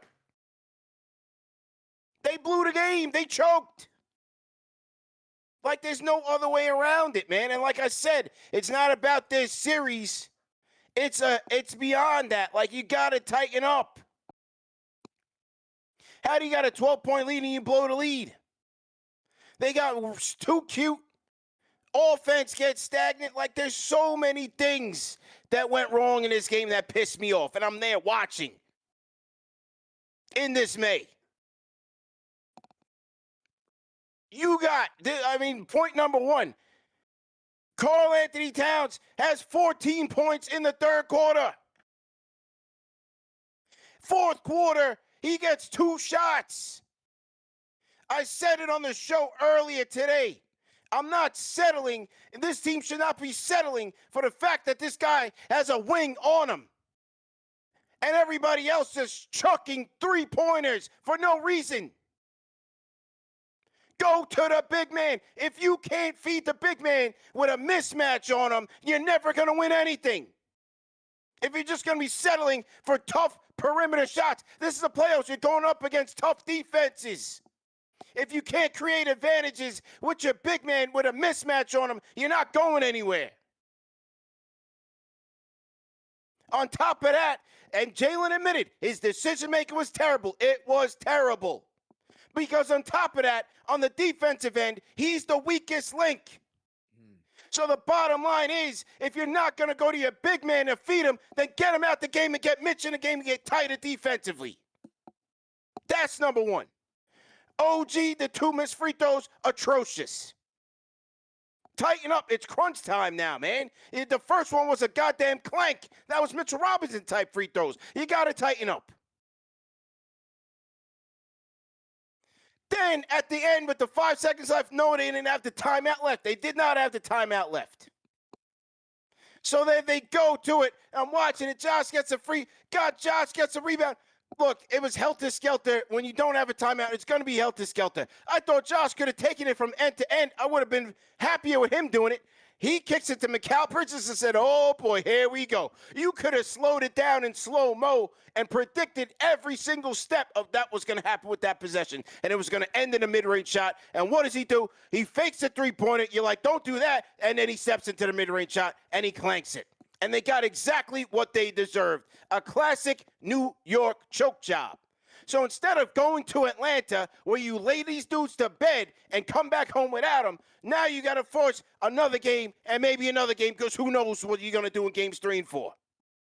You had another game with Jalen Johnson, Nickeil Alexander-Walker relatively quiet, C.J. McCollum playing like Michael Jordan, but yet again, you let this team off the hook and you choke the game away. The vibes was already set badly in that second quarter with Mike Brown going with the 3 shooting guards with Mitch and OG. In the beginning, I'm not going to lie to y'all, I liked it from an experimentation standpoint.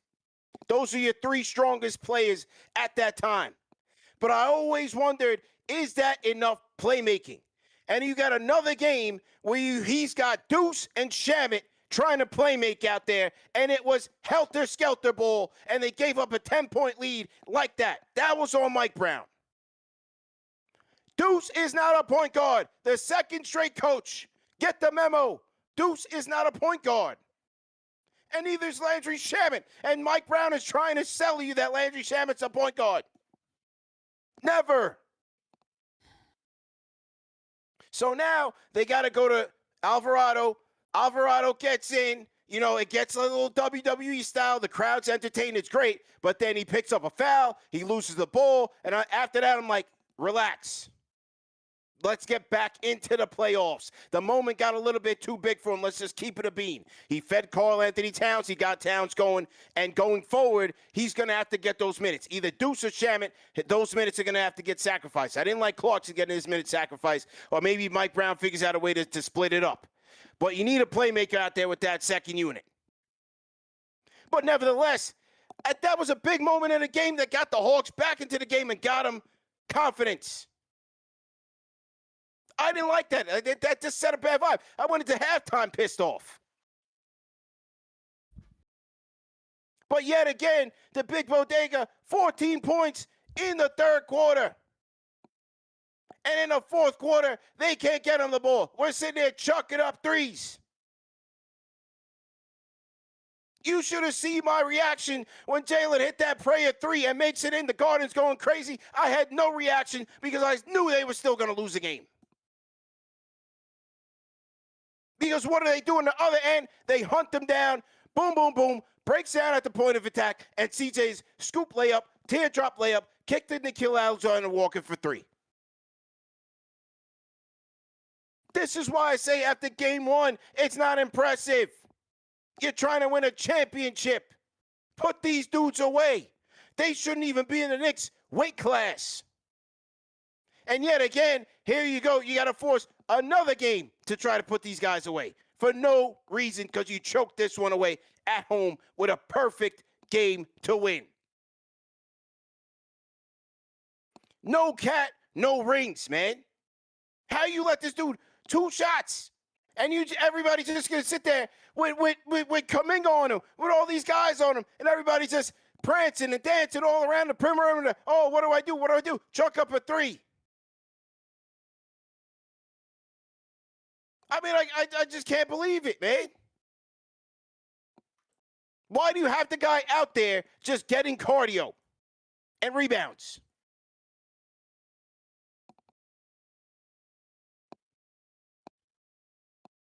$2,200 people in the chat. Like, share, subscribe. Knicks Fan TV post-game live. They choked, man.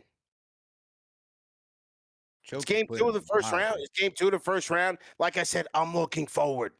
Exactly. You got to tighten up. Yep. You got to tighten up. I mean, the Mikal thing, bro. Everybody's screaming, take it to the basket. And he does the classic Mikal pull up mid-range. Bro. It's a 1-point game. He does the classic Mikal. And before you know, before the ball even hits the rim, people grabbed their jacket, was headed for the exits.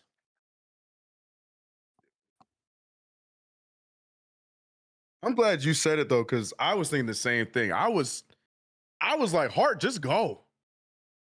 I would have much rather Hart just go. That's like a patent from at this point. The coast to coast, right to the rim. Go. Worst case scenario, you get fouled. Just go to the rim. Do the thing you do, because the defense was already scattered, like you mentioned. I don't know why. Yeah, I don't understand why he threw it over there. The minute that I saw two defenders, and look, I'm a Mikal Bridges stan. The minute I saw two defenders blocking the paint, I'm like, he's not even going to try to go through that. Shots going up. But yeah, I thought Josh Hart should have just been on go and went straight to the rim. But we shouldn't have been there in the first place, guys. That's the whole point. We shouldn't have even been in that situation. That's the part that blows my mind even more. There should not have been no 1-point deficit at all. 2 free throws. 2 of them. Just, yeah, we everything that could have gone wrong, we made go wrong, bro. They blew it. Is there a reason why we can't do the exact same? Like, we didn't run even a pick and roll, like a successful pick and roll with Brunson and Cat. Nothing. What Not happened? one. Why? Not once. It's like remember that conversation, like, and I said this too. I feel like there's like a little there's I'm not trying to pit them against each other. I'm not trying to do that. Let me make that very clear. Whenever it was like, Mike Brown was holding this to the very end, I was like, sometimes I feel like I think there's a little bit more like what the players actually want to do. It's not that they don't. It's not that they can't do it. It's not that they don't. It's not that they can't do it. It's do they want to do it? And tonight was more of like a Brunson, like, I'm taking the challenge and I'm going to show that nobody can stop me. And it's like, come on, man. Just go with the pick and roll, man. Just feed Karl-Anthony Towns. You are in the bonus. You are in the bonus. Get this man the ball in the paint. Let him get fouled and let him get to the free throw line. Simple and plain, man. The thing that worked in game 1 where you're getting fouls and slowing it down, why are we going away from that? Seems so frustrating. Unreal. Everything that could be easy has to be 10 times harder. For no reason.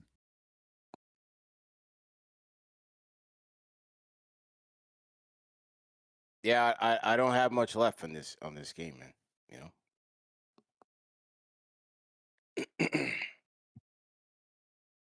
I don't have much left. Like I said, they choked.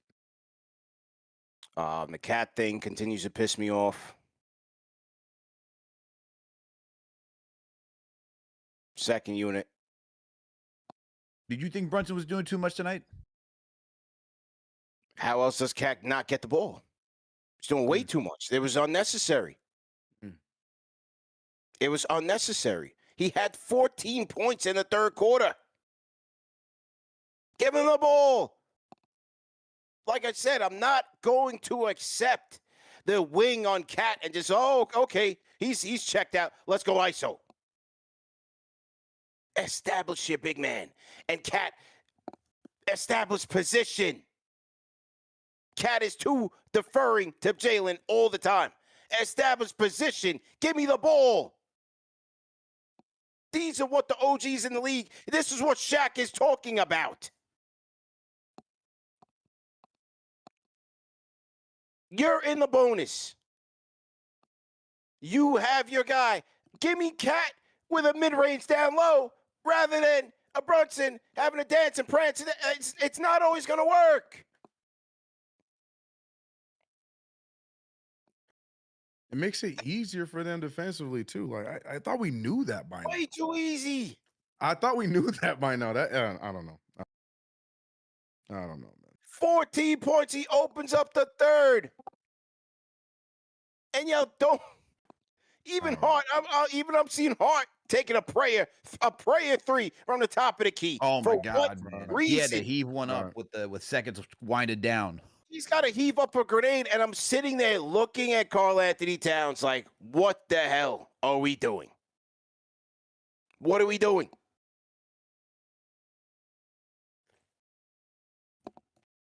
I'm at I don't know, man. like I said, hey, we'll see what happens in game 3. They blew it. What CJ got in the first 2 games? 50 some odd damn points. You had a great defensive effort. They've been boxing Jalen Johnson out. Alexander Walker, ineffective. Yeah, both of those guys had clutch shots in the end for sure. Kuminga played a little bit better tonight than game 1. But again, it should have never come down to this. First off, the 10-point lead should have never been evaporated the way it did in the second quarter. That's on Mike Brown.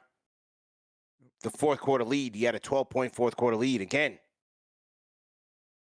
Should have never come down to them. Should never came down to them. Whatsoever.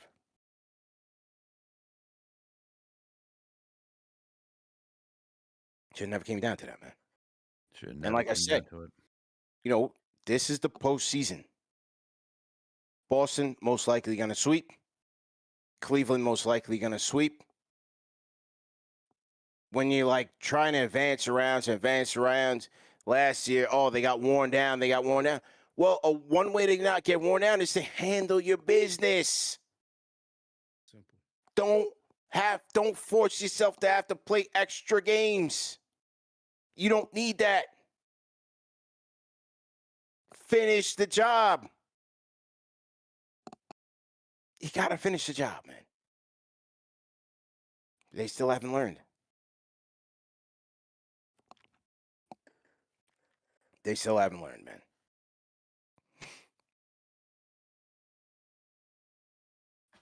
So, yeah. That's all I got, man.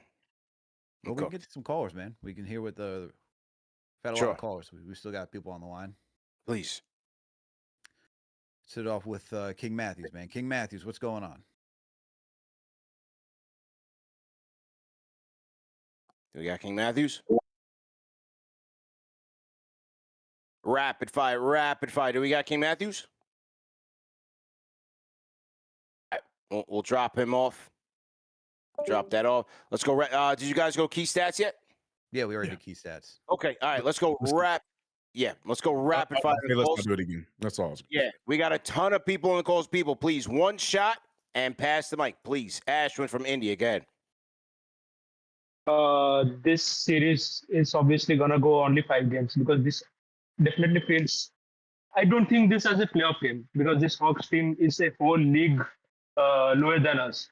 The thing is that whatever they feel like, I think like Mike Brown thinks it's cute and he's trying to do the same thing. Like he's trying to hide the pick and roll with Brunson. We all are blaming Brunson and it's right to blame him.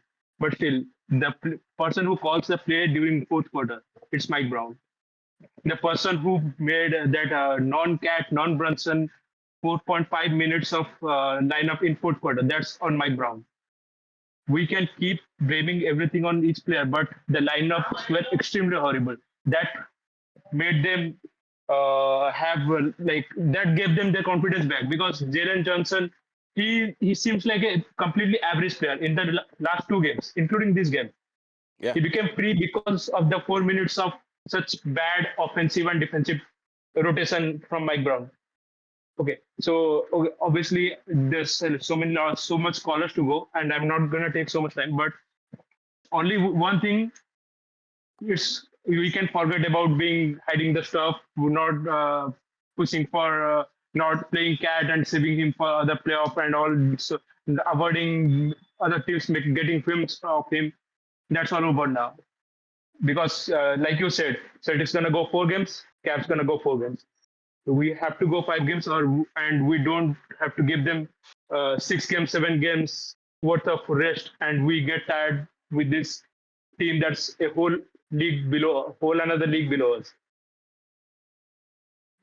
Right. And if we think that Brunson, it's all on Brunson, that Cat is not getting involved, then we are completely wrong. Because this team is not run by Brunson. The fourth quarter plays are not run by Brunson. There you go. That's all, man. That's all, man. India. Appreciate it, man. Appreciate it. All right, next up, let's go to Anthony. Anthony, rapid fire. Let's go. CK Alex, what's going on? CP, How you doing? congratulations, my brother. Thank you, man. Appreciate it, bro. Absolutely, you and the Knicks chick, man. My frustration's through the roof, right? And if I said everything that I have to say, it's gonna sound like pretty much everything that I've heard from the callers, you, Alex, CK, and especially UCP when you got on. So I'm not gonna repeat that, but I got a question for you guys, man. If we know that Karl-Anthony Towns is a walking mismatch on the floor against this team, no matter who Atlanta has on the floor on Cat, it's a mismatch, whoever it is. What is the thought process, bro? And Ashwin, I love Ashwin, and every time he calls in, I love his takes, but JB's the floor general. It's his job. It's JB's job to see it and see, he's the point guard, right? He knows. If we all know that if Cat's a walking mismatch, JB knows that. Yeah. What my question to you guys is, and I'm done with this call. I'll call in after game 3. What is the thought process in Jalen? And I love Jalen, we all do, but what is the thought process on, especially after that third quarter Cat had? How does he have 2 shot attempts in that fourth quarter? But that's on JB, man. That's on JB. How? How is that possible? JB, that's on Josh. Like, yo, you gotta feed the big feet. No cat, no rings. No cat, no rings. But period. Period. Guys, I'm pissed, bro. When I tell you, yo, CP, when I tell you Monique, bro, when after that last possession, bro, I'm screaming, bro, in the house. Yeah. I'm screaming, bro. My frustration's through the roof. You have no idea. And like I said, man, it's JB's job to see the floor and seek those mismatches, and Cat is a mismatch. There's no reason why he should have 26 shot attempts and Cat to have 12. No reason. It's ridiculous, man. And appreciate the call, man. I appreciate you guys, ridiculous. Bro. It is ridiculous. No cat, no rings. I'm going to say it until these guys are out of here. No cat, no rings. They make it way too hard on themselves. And I don't care if the guy sometimes is going to give up offensive foul. I don't care if the post-ups aren't clean. I'm still going to it. Because 9 times out of 10, it's still a better shot and it's still a better opportunity than what the rest of the 5 outside of Jalen can give you. That's the bottom line. You have to live with it. Instead of forcing these tougher shots, give it to the big man.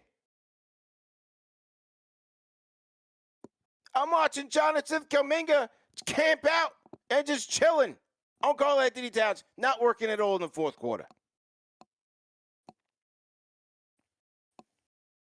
Now, this was another thing, and I said this at halftime. Shout out my guy, Justin Morelli. We was having a halftime powwow, me, the wife, Justin, and his brother. And Gamba, if you see the tweet, throw it up on the share screen, if you will. The second unit lineup, when he threw out before the season ended, when he threw out the 3 shooting guards with Shamet, Clarkson, and Deuce, and he debuted it in Atlanta. Shamet, Clarkson, Deuce, Mitchie, and OG.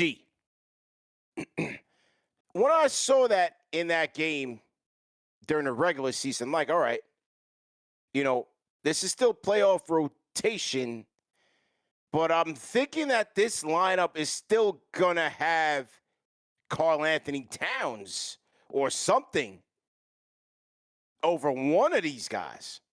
Because I'm like, all right, it's interesting. These are your 3 strongest players. These are all your top 9 strongest. But, like, that unit in itself is still going to need an engine. But I'm still intrigued. But even after game 1, I'm like, I'm seeing too much of Deuce and Clarkson trying to initiate offense. Yeah. It's looking a little weird. Where is Towns? it's looking a little weird because even after game one, I'm like, all right, well, if this is what we're going with, it's only a matter of time you got to put Alvarado in or a playmaker because it needs an engine. Yeah. Tonight, he goes back to it, and after one turnover, I'm like, call the timeout. After Shamet slips and falls and it almost looks like he killed himself, I'm like, all right, we need a timeout. We need to regroup. He brings in Hart. They turn over again. I'm like, all right, we need a timeout. They call the timeout. They bring out the same group. They turn over again. I say, yo, what is this coach doing? What are you doing with this lineup? Man. It's over with that. The experiment is over. It's not going to work against pressure defense. All the Hawks had to do was turn up the pressure, and that was it. They folded like a cheap suit.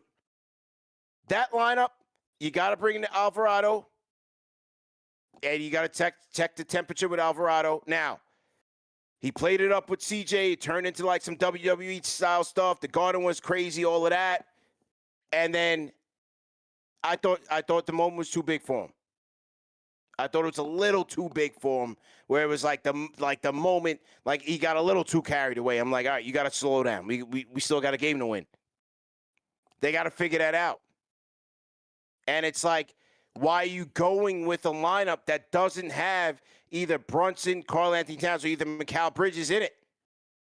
Yeah, why are we going away from that? Because that's what we've been doing all season long. The beginning of the set, we talked about it. Me and Alex talked about it. You begin the second and the fourth quarter typically with Mikal Towns, and then the second and whoever else, fill in the blank, Alvarado, Shamet, Deuce, whatever. But why go away from that now? Like you said, the experiment's over. Like we 1 for 1. We're barely 1 for 1 with it because, like you mentioned, we weren't really impressed with how game one went because that's when he first tried it. I just don't understand, especially in a night where you want something from Karl-Anthony Towns. Let him be the focal point. Let the defense focus on him. That's the best time to do it. And Second and create for those three shooters. Exactly. Create for them. Exactly. High post. It's like he's been doing all year. Throw him in the high post. He makes the decision to then go off the dribble, or he's finding the Shamet in the corner. He's finding Deuce in this spot. I just don't understand why all of a sudden we want to get creative now. It's not creative time anymore. Like, bro, Mike, go ahead, Al. No. Go ahead, CP. No, I'm just saying, like, this is a situation. It's one thing when people like, I don't know how, Tibbs and Mike Brown stuck with Josh Hart. Well, I think Josh Hart so far has been the best two-way player of this series for the Knicks. He's been giving you a lot. Honestly, the way he's been guarding Jalen Johnson, Right. he's been throwing Jalen Johnson off his block.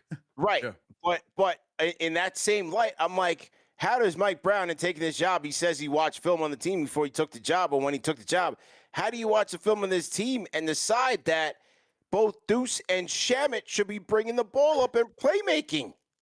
No, Mike Brown. Right. No, we've seen Deuce come up and this organization raised Deuce. He's not a point guard. Do not do that to Deuce. And Deuce is out of sorts so far in this series. Shamet has been out of sorts since he came back from the knee injury. It's not working. You got to scrap that early in this series. It's not working. You can't do that against good defenses. They're going to get killed, and they have been. So let me ask you this question then, guys. And I know you brought in Alvarado as the guy who could be the engine, and I get it, the defense, all that stuff. Now, I'm a guy who didn't think he would probably get a lot of minutes, maybe sparingly, but I didn't really think he'd be utilized in this postseason. But I think in this series, how would you feel if you got Tyler Kolek back in there to be the guy for the second unit to create? Because quite honestly, what I saw from Alvarado tonight, outside of he had a few good moments there. Wasn't great. And if you're looking for somebody to get somebody back in motion, at least Kolek is going to be looking to get guys in motion and not take away from guys. So would you go with that experiment? I mean, look, they got Kispert back out there for the Hawks. Yeah. Would you not try Kolek in this series? I'm not averse to any of it, because it's been so unimpactful. They need something. But like, I think the whole thing is like, how do you not have at least? JB's going to play most of the first quarter, so forget that. Either Mikal Bridges or Karl also have to be out there. Yeah, and I'd say put him. That's what's been working. So I'm cool with the Kolek idea. I'm cool with that. I hear you on that. But to me, I'm superseding that, and Towns needs to be out there, especially since he's still taking Towns out so early in the first, and then he's awkwardly just not playing for such a long period of time in the second. So why is there such big gaps without Towns? So I'm with you. I hear what you're saying, Alex, with going with him. But before I'm even going the Kolek route, I love Kolek. I'm cool keeping Alvarado in that rotation as long as Towns is out there the beginning of that second quarter. Let's try that first. Let's stick with what, because we've seen that lineup work. We've seen Alvarado at the point with, like CP just mentioned, with Towns also dictating the offense from the high post. You know what I mean? So I feel like if we see that first, which we have a sample size of it working in the regular season, let's rock with that first before we try and remake the wheel and throw Kolek out there and, maybe he might not be ready. He might be. Look, we all love Tyler Kolek here. But let's rock with what we have with right now, what worked in our 53-win season, and all of a sudden we want to try something brand new right now against a team that feels confident against us again. Let's try that first. Let's put Towns out there in the beginning of that second and beginning of that fourth. See how he can work to help get Clarkson open, help get Deuce open. If anything, I'm sitting Shamit down and letting Alvarado take those minutes personally. I'm gonna keep letting Deuce rock because let's be real, when Deuce was playing good at the beginning of the year, Deuce is really needed. I know he's not playing great right now, but Shamit has not been playing great for a long time. So let's let him incubate a little bit. So I think I would stick with Alvarado to answer your question for right now, as long as Towns is getting out there first. Peace and love. Let's go back to the phones rapid fire, people. STG Nick, STG. What's up, guys? That was brutal. I just had a quick few points. Number one, like the second quarter, just sloppy. A lot of turnovers leading to Atlanta fast breaks. I thought that killed us right there. And then, they get Towns going in the third quarter. It's going to sound like a broken record. And then they just continue to go away from him. That was definitely brutal. I saw a quote after the game about Karl addressing the lack of touches in the fourth. And then also when you look at the game in totality, they hurt themselves not only there, but the course of 48 minutes, missing the free throws. They missed 10 free throws. Mitch only missed 1 of the 10. So the other guys missed 9. That's brutal. And then also there was a weird timeout Mike Brown called with like 3 minutes left. Jalen got downhill and then he was getting to the basket and Mike Brown's like, timeout. I'm like, we almost had a layup. He just called a timeout. That was a weird one. It was just definitely kind of very sloppy. We were right there. It's just silly mistakes. That's why I picked this to go 6. It's just this team has shown last year and this year. It's just like there's just times when they just go away from what works, and it's going to cost them again. Oh, I still think we'll win it, but it's like, you don't want to drag things out. So hopefully we can bounce back. But this one definitely hurt. Yeah, absolutely. Together at the same time. Absolutely, man. Let me Gamble, send this one to you. You can load it up. Hang tight. Salute to everybody in the chat. Hit the like button. Hit the share button. Subscribe to the channel, man. It's like SCG said. It's like they just don't play too smart, man. Mike G on the Discord. Get on mute your mic. Rapid fire. Let's go. What's going on, CP? Just got back from the game. Very disappointed. Yeah. I'm just going to sound like a broken record about, the Mike Brown talk, the second unit, but I want to hear your guys' thoughts on Brunson, on CJ McCollum. He was cooking. He had over 30 points, and he only made the switch at the end of the game to put OG or Bridges on him some possessions. I think you got to go to OG and Bridges earlier. You got to put Brunson on, Kuminga or Daniels or one of their non-scorers. And also, you left Brunson in the game in the third quarter with 4 fouls, and CJ went at him twice, got easy looks. That was the perfect excuse to put Brunson to run the second unit and just give him the whole fourth quarter. And I just think that, again, it just comes down to the coaching mistakes. But again, I'm going to sound like a broken record. Just a lot of mental errors from Mike Brown today. But thanks for the time, guys. Appreciate it. Get home safe. Oh, you got home safe already. The Midtown Tunnel was an absolute disaster. If anybody took that way going home, it was an absolute disaster tonight. But he's a sitting duck, man. Two games in a row, CJ cooked him.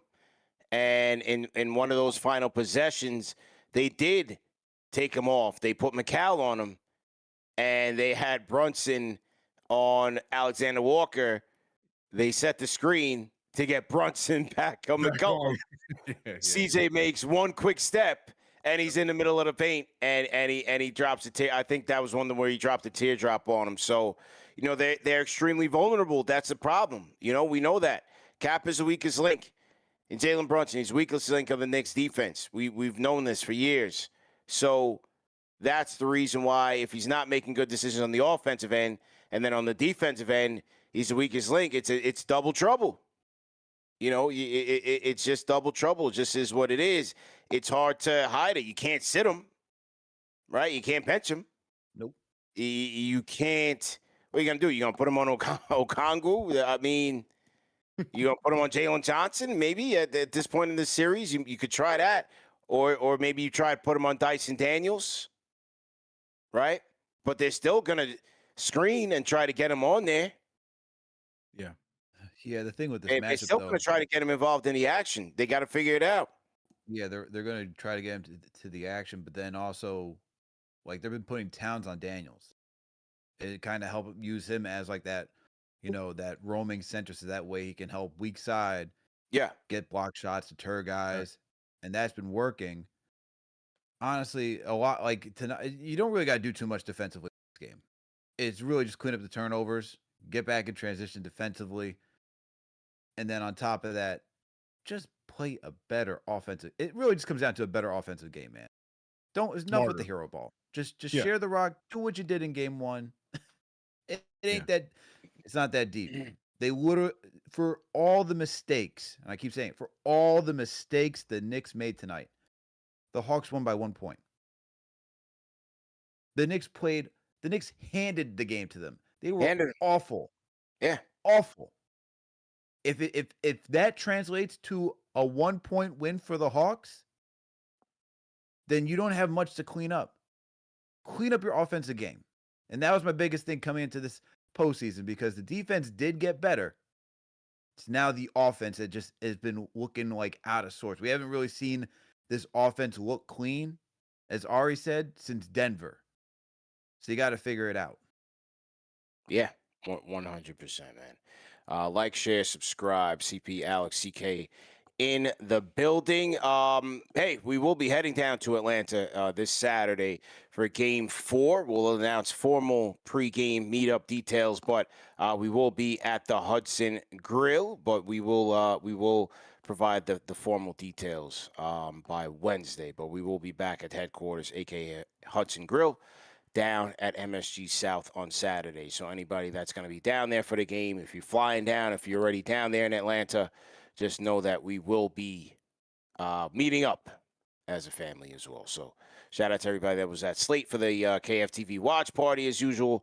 People had a good time, even though the result was not what we wanted. So shout out to everybody who's been tapping in with us. CK, how was play-by-play, man? How was the play-by-play crowd, man, despite the result, man? Oh, it was lit. No, we were having a great time. It's just that those last, 5 minutes, 3 minutes, whatever it was of the game, everybody was in shambles. Everybody was in shambles. But for the majority, man, play-by-play has always been great. We've been consistent all season long. Shout out to everybody that comes through to not only come to the play-by-play, but then come to the post-game. It was great. But, it just the end of that game killed everybody. Everybody. Yeah, absolutely. Everybody. Absolutely. Okay. All right. Let me load up some more. Ira from the Bronx. Ira, how you doing, man? I am Hello? so Ira? disgusted I could throw up for 10 hours. Hello. Yes, we hear. Hello. Yep, we hear. I am so disgusted at this game. I got the wrong freaking groceries delivered. I'm sitting at the TV tray watching the game. All right, we lost Ira. Eating sardines and V8 juice. It's disgusting. I have to watch this Dunkin' Donuts defense. I should have shouted at the delivery guy. Your mother looked like. Hello. Yeah, we hear. All right, Ira. We're going to drop you off. Yeah, we're going to drop you off. Your connection is kind of bad, man. Call back anytime. Jeff Glenn. Jeff, he's eating sardines and V8. His Hello Fresh came in late. Jeff Glenn, go ahead and unmute your mic. Jeff. Yo, what's up, fellas? Yeah, and frustrating loss for sure. But couple of positives. I love how Jordan Clarkson's been playing. But what I don't understand is with that second unit, like I kind of like having the 4 shooters around Mitch. But when you have Shaman and Deuce handle the ball, that's not their biggest strength. And Clarkson's not even like the best 3-point shooter. So you're using him as like a spacer, but that's not his game. So it makes no sense. And I just feel like Clarkson attacking the rim will lead to a lot of offensive rebounds for Mitch with like his floaters and whatnot. So it's just weird that they had Shamet handling the ball so much. Also, can we get Shamet some new shoes? I feel like every game, bro, he's slipping down. man. Like, what is going on with him? Yeah. And I think that's impacting how he's being used on the ball, is impacting his shots. Like I feel like he's not. I can't remember the last time he's gotten like a catch and shoot corner 3. Which to me is like his literally what he's out there to do. So it's weird for sure, but it's a series about adjustments, and I do feel like on the positive side, like Brunson had a pretty bad game, so I feel confident that he's gonna have a pretty good game whenever the next one is. And this team is capable of winning 2 in Atlanta. Like I'm not. I give credit to Atlanta. I wasn't super impressed. Like Jalen Johnson didn't really have a great game. All of his points came off of our misses in transition. So if we make like a few extra shots, like he goes from having 19 points probably to like 15 or something. So I don't know. I think they got it. This team sometimes, like you said, CP, they kind of do this frustrating, especially Brunson. He kind of like plays these games sometimes to like make a point, I feel like. And I think he was trying to cook like CJ because he got kicked in the cojones last game or so. I don't know what was going on with that, but he was kind of got in his own way a little bit. So we'll get him next time. I feel confident. Yeah, I mean it's not about the Hawks, man. It's about the Knicks, man. It's not about the Knicks, man. Of course they could win the next 2. This should have been a sweep, honestly. I agree. But it's just about the Knicks and the boneheaded things that they do. That it's like you just want them to tighten up as they move forward. This thing is wide open, man. They have a perfect opportunity, man. And it's like, you get in your own way. Appreciate the call. Yeah, man. for sure. Yeah. Anyway.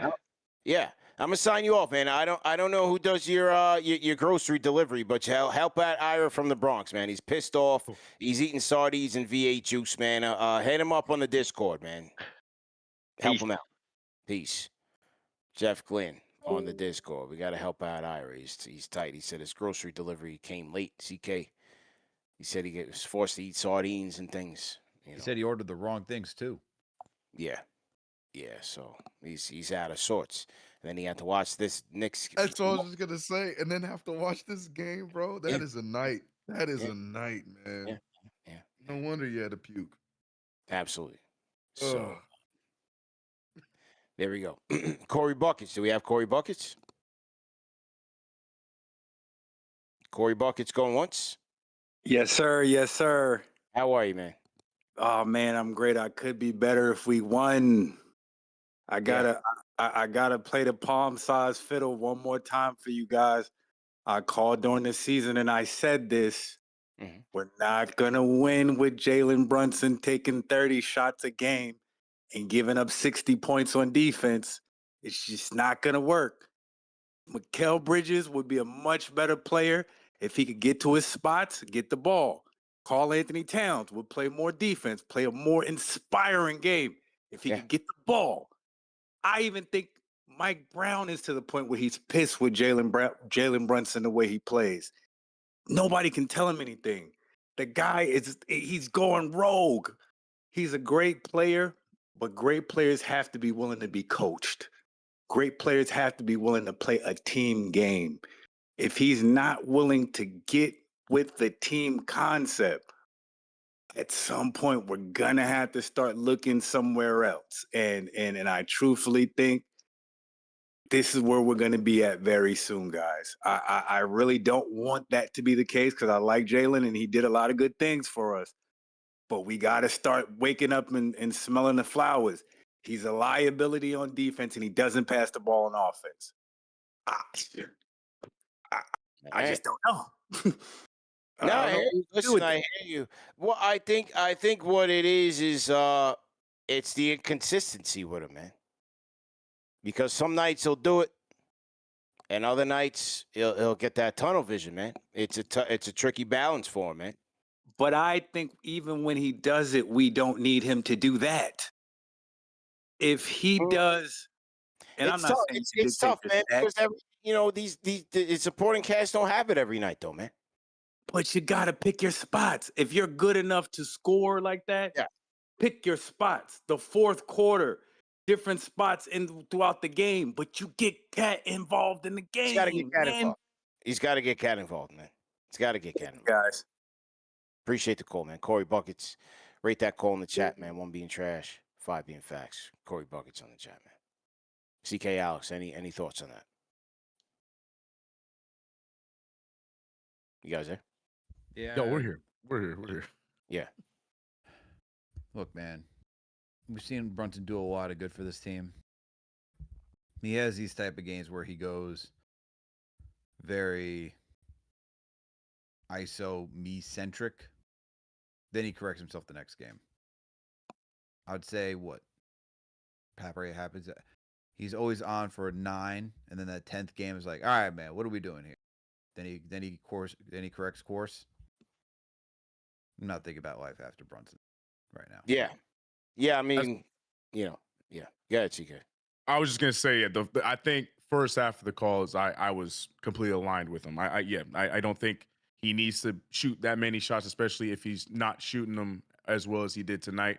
That's the kind of night where he needs to read and assess the situation and go to other guys, especially when you have a Karl-Anthony Towns on your team. We know what OG can do in the postseason. So I agreed with the first part of the call. And then when we started talking about shipping, that's when I was, I'm not ready for that conversation yet. I don't think it's that drastic. But night like tonight, Brunson, and like you mentioned it, he mentioned it. You got to be better at getting your guys going. That's simple. That's it. 100%. Okay. All right, who else we got here? Shout out to Beatsoup. Beatsoup, get on meet your mic. Yo. I'm sick. I've been watching. I'm 31 years old, yo. I've been watching basketball before I could even form a coherent sentence. We've all been watching basketball for a long time. You can feel you can feel when the momentum is shifting in the game. You can feel when the momentum is shifting in the game. Not only did he run that nonsense lineup that obviously doesn't work because Shaman and Deuce are not point guards. When you take Mitch out the game and switch the lineup, you bring JC into the game with Brunson and with Cat. So not only did you run a lineup that can't create for themselves, you then put your 3 worst defenders in at the same time. I mean, it's just like, I don't understand, man. It makes absolutely no sense. It literally makes 0 sense in the playoffs to be trying all this stuff. I'm out, man. I'm so. I had time to compose myself, but I'm just getting pissed off again just thinking about it. I hate you, man. Stay up, bro. He said he dropped himself off. I didn't even have to say appreciate the call. I didn't even have to say call back anytime. Shout out to him, man. Imagine if he said that to himself.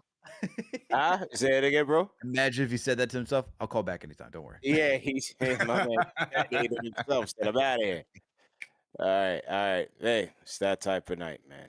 All right, Dro, close us out. Dro on the Hold on, Discord. six family, man, because you just unmuted me right now. We good? Hello, Yep. can you hear me? Yep, loud and clear, man. It's your show, man. Oh, yeah. Nah, it's not my show. It's your show, family. I respect. I gotta say one thing for CK2K. When I was driving the truck, homie, you was holding me down on the live play-by-play on Knicks action. So I gotta give you a props. You feel me? Appreciate you. I got you. Because I was driving in lanes and I was like, oh my God, Knicks made a shot. I had to hold my composure. So I got to appreciate you on that. 100% is my first time telling you that, because the other times that I called in, you was not there. So I want to tell you, I appreciate that, family. You feel me? And you was extra. Keep doing what you're doing. Appreciate you, brother. Appreciate you. Alex. Shout out Appreciate to your. CDL gang, man. Shout out to CDL. What you say? You're a truck Oh, driver, yeah, man? Well, I was a CDL truck driver for 15 years. My father Okay. got dementia. My father got dementia. Gotta put things in perspective. You Yeah, gotta pause things on the pause things Sorry on. to hear that, man. I didn't expect to say my father had dementia. Put things. But I love what you do. Also, CP by Appreciate it. saying, "Hey, truck drivers out there, all truck drivers, stay safe. Yeah, man. Shout out to the Put them CDL. wheels Man. and put them tires in the lane correctly. If you don't mind me saying this." Put them tires in the lane right there safely, and God bless all you guys. Get home safely. That's what I want to say. Thank you, man. If you don't mind that, all right. But let's go back to this. Respect 100%. I love my Knicks. I'm an old school guy, but we gotta be acknowledged of things that's correct. You feel me? I love Brunson, clutch guy, clutch player, clutch for the game. You guys have been talking about it all night. He held the ball too much. You feel me? You know what? I agree with you. Hold that ball into the last minute, make the buckets. You feel what I'm saying? Get kind of involved. That's my problem. It's like they know us. They know what we're gonna do. And I blame that on coaching, sir. If you don't mind me just saying that, I'm saying it's coaching because Say what you want, man. it's coaching because adjust to your environments. Like you said, playoffs is playoffs, right? 7-day game series, you know what I'm saying? So playoffs is playoffs. So you know what I'm saying? Let's get to the business. We was running the game and then all of a sudden everything changed. This is the problem I have with Brunson. I love the cap. I love the cap. But he did too much when it didn't need for him to do too much. Mm-hmm. If he needed to close the game out, give the ball to him. You know what I'm saying? That's Captain Clutch, like you say all the time. But we was up. It was too much. It kind of dismissed the whole flow of the game. I don't know if you saw that. If I saw it, Yeah, I'm not. I I'm not blaming him. Mm-hmm. He's Captain Clutch, like you always say. Yeah. Let's hold you to the end. You know what I'm saying? But we didn't need you. We was up 16. Yeah. Let's flow with it. You know what I'm saying? But again, that's gonna show again if it's gonna happen in the next game. Yeah. If it's a one-time deal, then I'm fine with it. You know what I'm saying? But my problem is I want Cat involved. And the problem that I have is because of Cat not being involved, is because if the coaches is telling Jalen take over, do whatever, what I'm saying, I'm talking about coaching, you know what I'm saying? Yes. If that's I'm not saying that they saying fuck Cat. You understand what I mean by? Whoa. I apologize. We got to get him up out of here. Thanks for the call. Call back anytime. We have to land his plane either way, man. And then he dropped the F-bomb, It's after dark, but it's getting late either way. Thanks for the call. You got to watch the language, ladies and gentlemen. This is a family show. Especially when you're a first-time caller, man. You don't really know us like that. For the fans, by the fans, man. Either way. Appreciate the call. We got his point. He wanted Cat. He wanted Jalen Brunson to get the team involved. We got it, sir. We just have to land your plane a little bit. Then you started dropping F-bombs, so we had to let you go. But the team has to learn. They have to learn. This was a painful one for everybody. But this is what the number one show for the fans by the fans does, man. This is an outlet. Knicks therapy, if you will. So we'll have 2 days to digest. Get back to square one. The team will head down to MSG South on Thursday. As I said, Saturday, we will have it rocking. The Knicks Fan TV pregame party will commence. So stay tuned for details on that. We'll be there for Game 4. And we'll get back to it. Just missed opportunity. That's what we'll dub this one as, and we'll stick a fork in it, man. That's just that. But yeah, you gotta, we gotta clean up the language. And we mad, we are aggravated, we're emotional. We gotta be able to convey our thoughts in a way that is, acceptable for all parties. You know what I'm saying? It's a family show, CK, man. That's what we try to live by. Just try your best, man. That's it. So either way, Al, where did we leave off on the super chat? Did we get to Jason Woke, our guy Jason Woke? We haven't started any super chat. Oh my God! I thought we did super chats, man. Oh my God! One of those nights, man. It's one of those nights. All right. Okay. All right. Well, shout out to our guy Jason Woke, man. $50 super chats. This game 3 is huge. The momentum changed tonight, and the Knicks must change the direction next game. We need better closing in the fourth with better ball sharing, man. Knicks evaporated. Let's pick up the pieces and win the championship, I believe. Shout out to our guy Jason Woke. Absolutely, man. Big time supporter of the show. Shout out to $10 super chat K Marco, fellas. Says completely ridiculous lineups. No point guard in all second quarter. Cat not touching the ball in the fourth. Completely preventable loss. He gives Mike Brown an F. Shout out to Kane. I'm with it. Big Fig, 95, $10 super chat says, if the second unit continues to struggle to create offense and we don't see Kolek get minutes, what are we doing? So people want to see Tyler the Creator in there. Shout out to Mr. Yankees. 87 franchise channel member, $10 super chat says Mike Brown was doing good things the whole game, and then in the fourth quarter, he forgot how to coach. No, second quarter, he started to blow it. Also, JB needs to wake up. Dish the Rock, no more ISO. Cat more. Got to get Cat involved. Shout out to the Rhyme Animal Chuck D, $10 super chat says this will go down as one of the top bottom playoff L's of all time. I've been a Knicks fan since 1967-68 season. The brown bag was appropriate. Headed to bed. The second quarter was a disaster. Absolute disaster, man. It was tough watching it. From MSG, it was very, very hard to watch, man. Shout out to our guy K Marco says the big bad Pistons gave up a game at home as well. This ain't the regular season anymore. These lowly teams want it bad. Let's go get it Thursday, and all be all right again. 2-1. Gotta go earn it. Gotta go earn it, man. Shout out to Guga, too lovely. $10 super chat says, we as Knicks fans know nothing ever goes as planned. This isn't nothing we haven't seen before. Adjust and win. Head up, chin high, Knicks Nation. Okay, shout out to Guga, too lovely. Shout out to Aggravated Man, $5 super chat says, I've been telling y'all all season this team is cheeks. I got called a fake fan for it. Maybe now y'all will believe. Well, Aggravated, we know you're more on the pessimistic side. So, what we shall see, man. Shout out Self-Made Rush, $5 super chat says, Mike Brown let this game get close multiple times before playing the starters. Okay. Shout out to Shano 9505, $5 super chat says, I tried to tell CK, love Cap, but he be stopping the ball a little too much this year. He said best assist year as a response because he knows I hate Mikhail. I guess McAlbers he's trying to say. So at 30, Dan says Brunson and Cat have to be staggered to where one of them is always on the court for the whole game. That's a great point. Armand Smith, 1927, $5 super chat says Mike Brown didn't put a point guard in the second quarter until halfway through the damn quarter.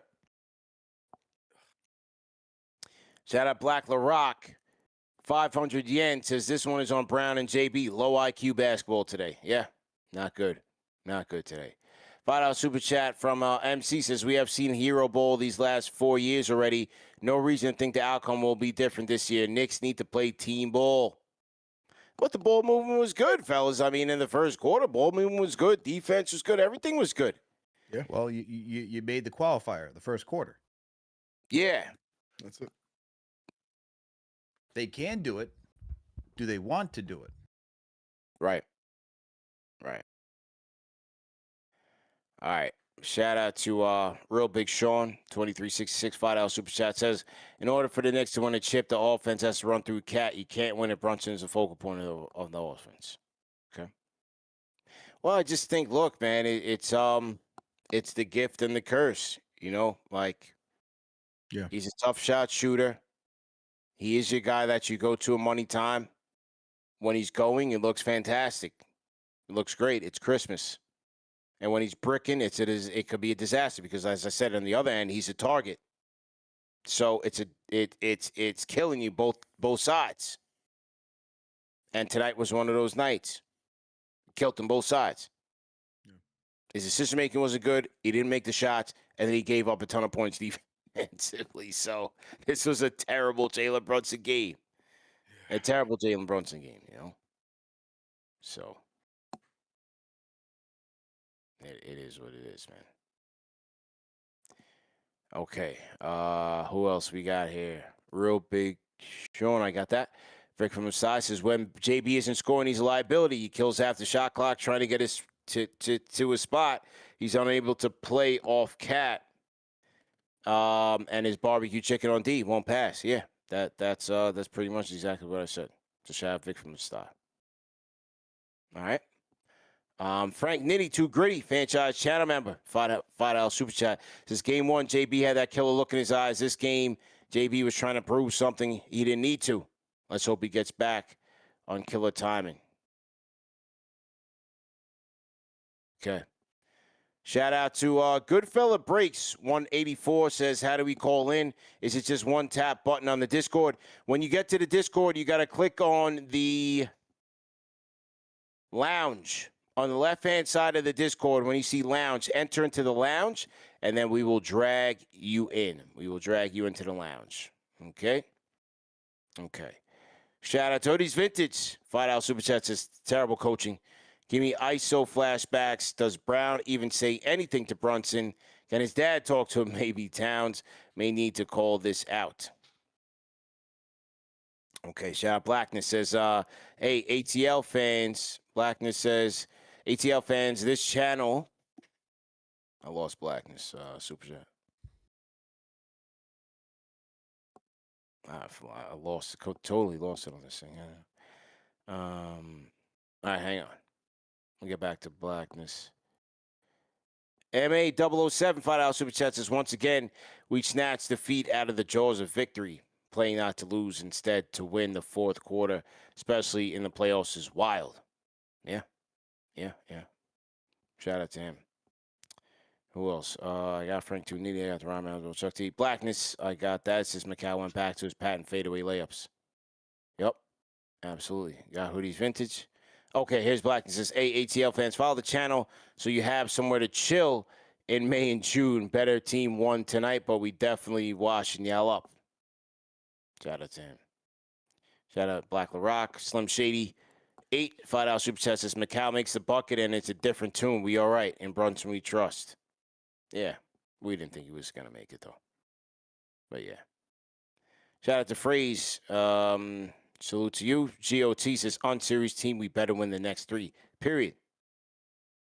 Shout out to Dirty Dan. Watch Brunson shoot us out the game. Got that. Shout out to QB787.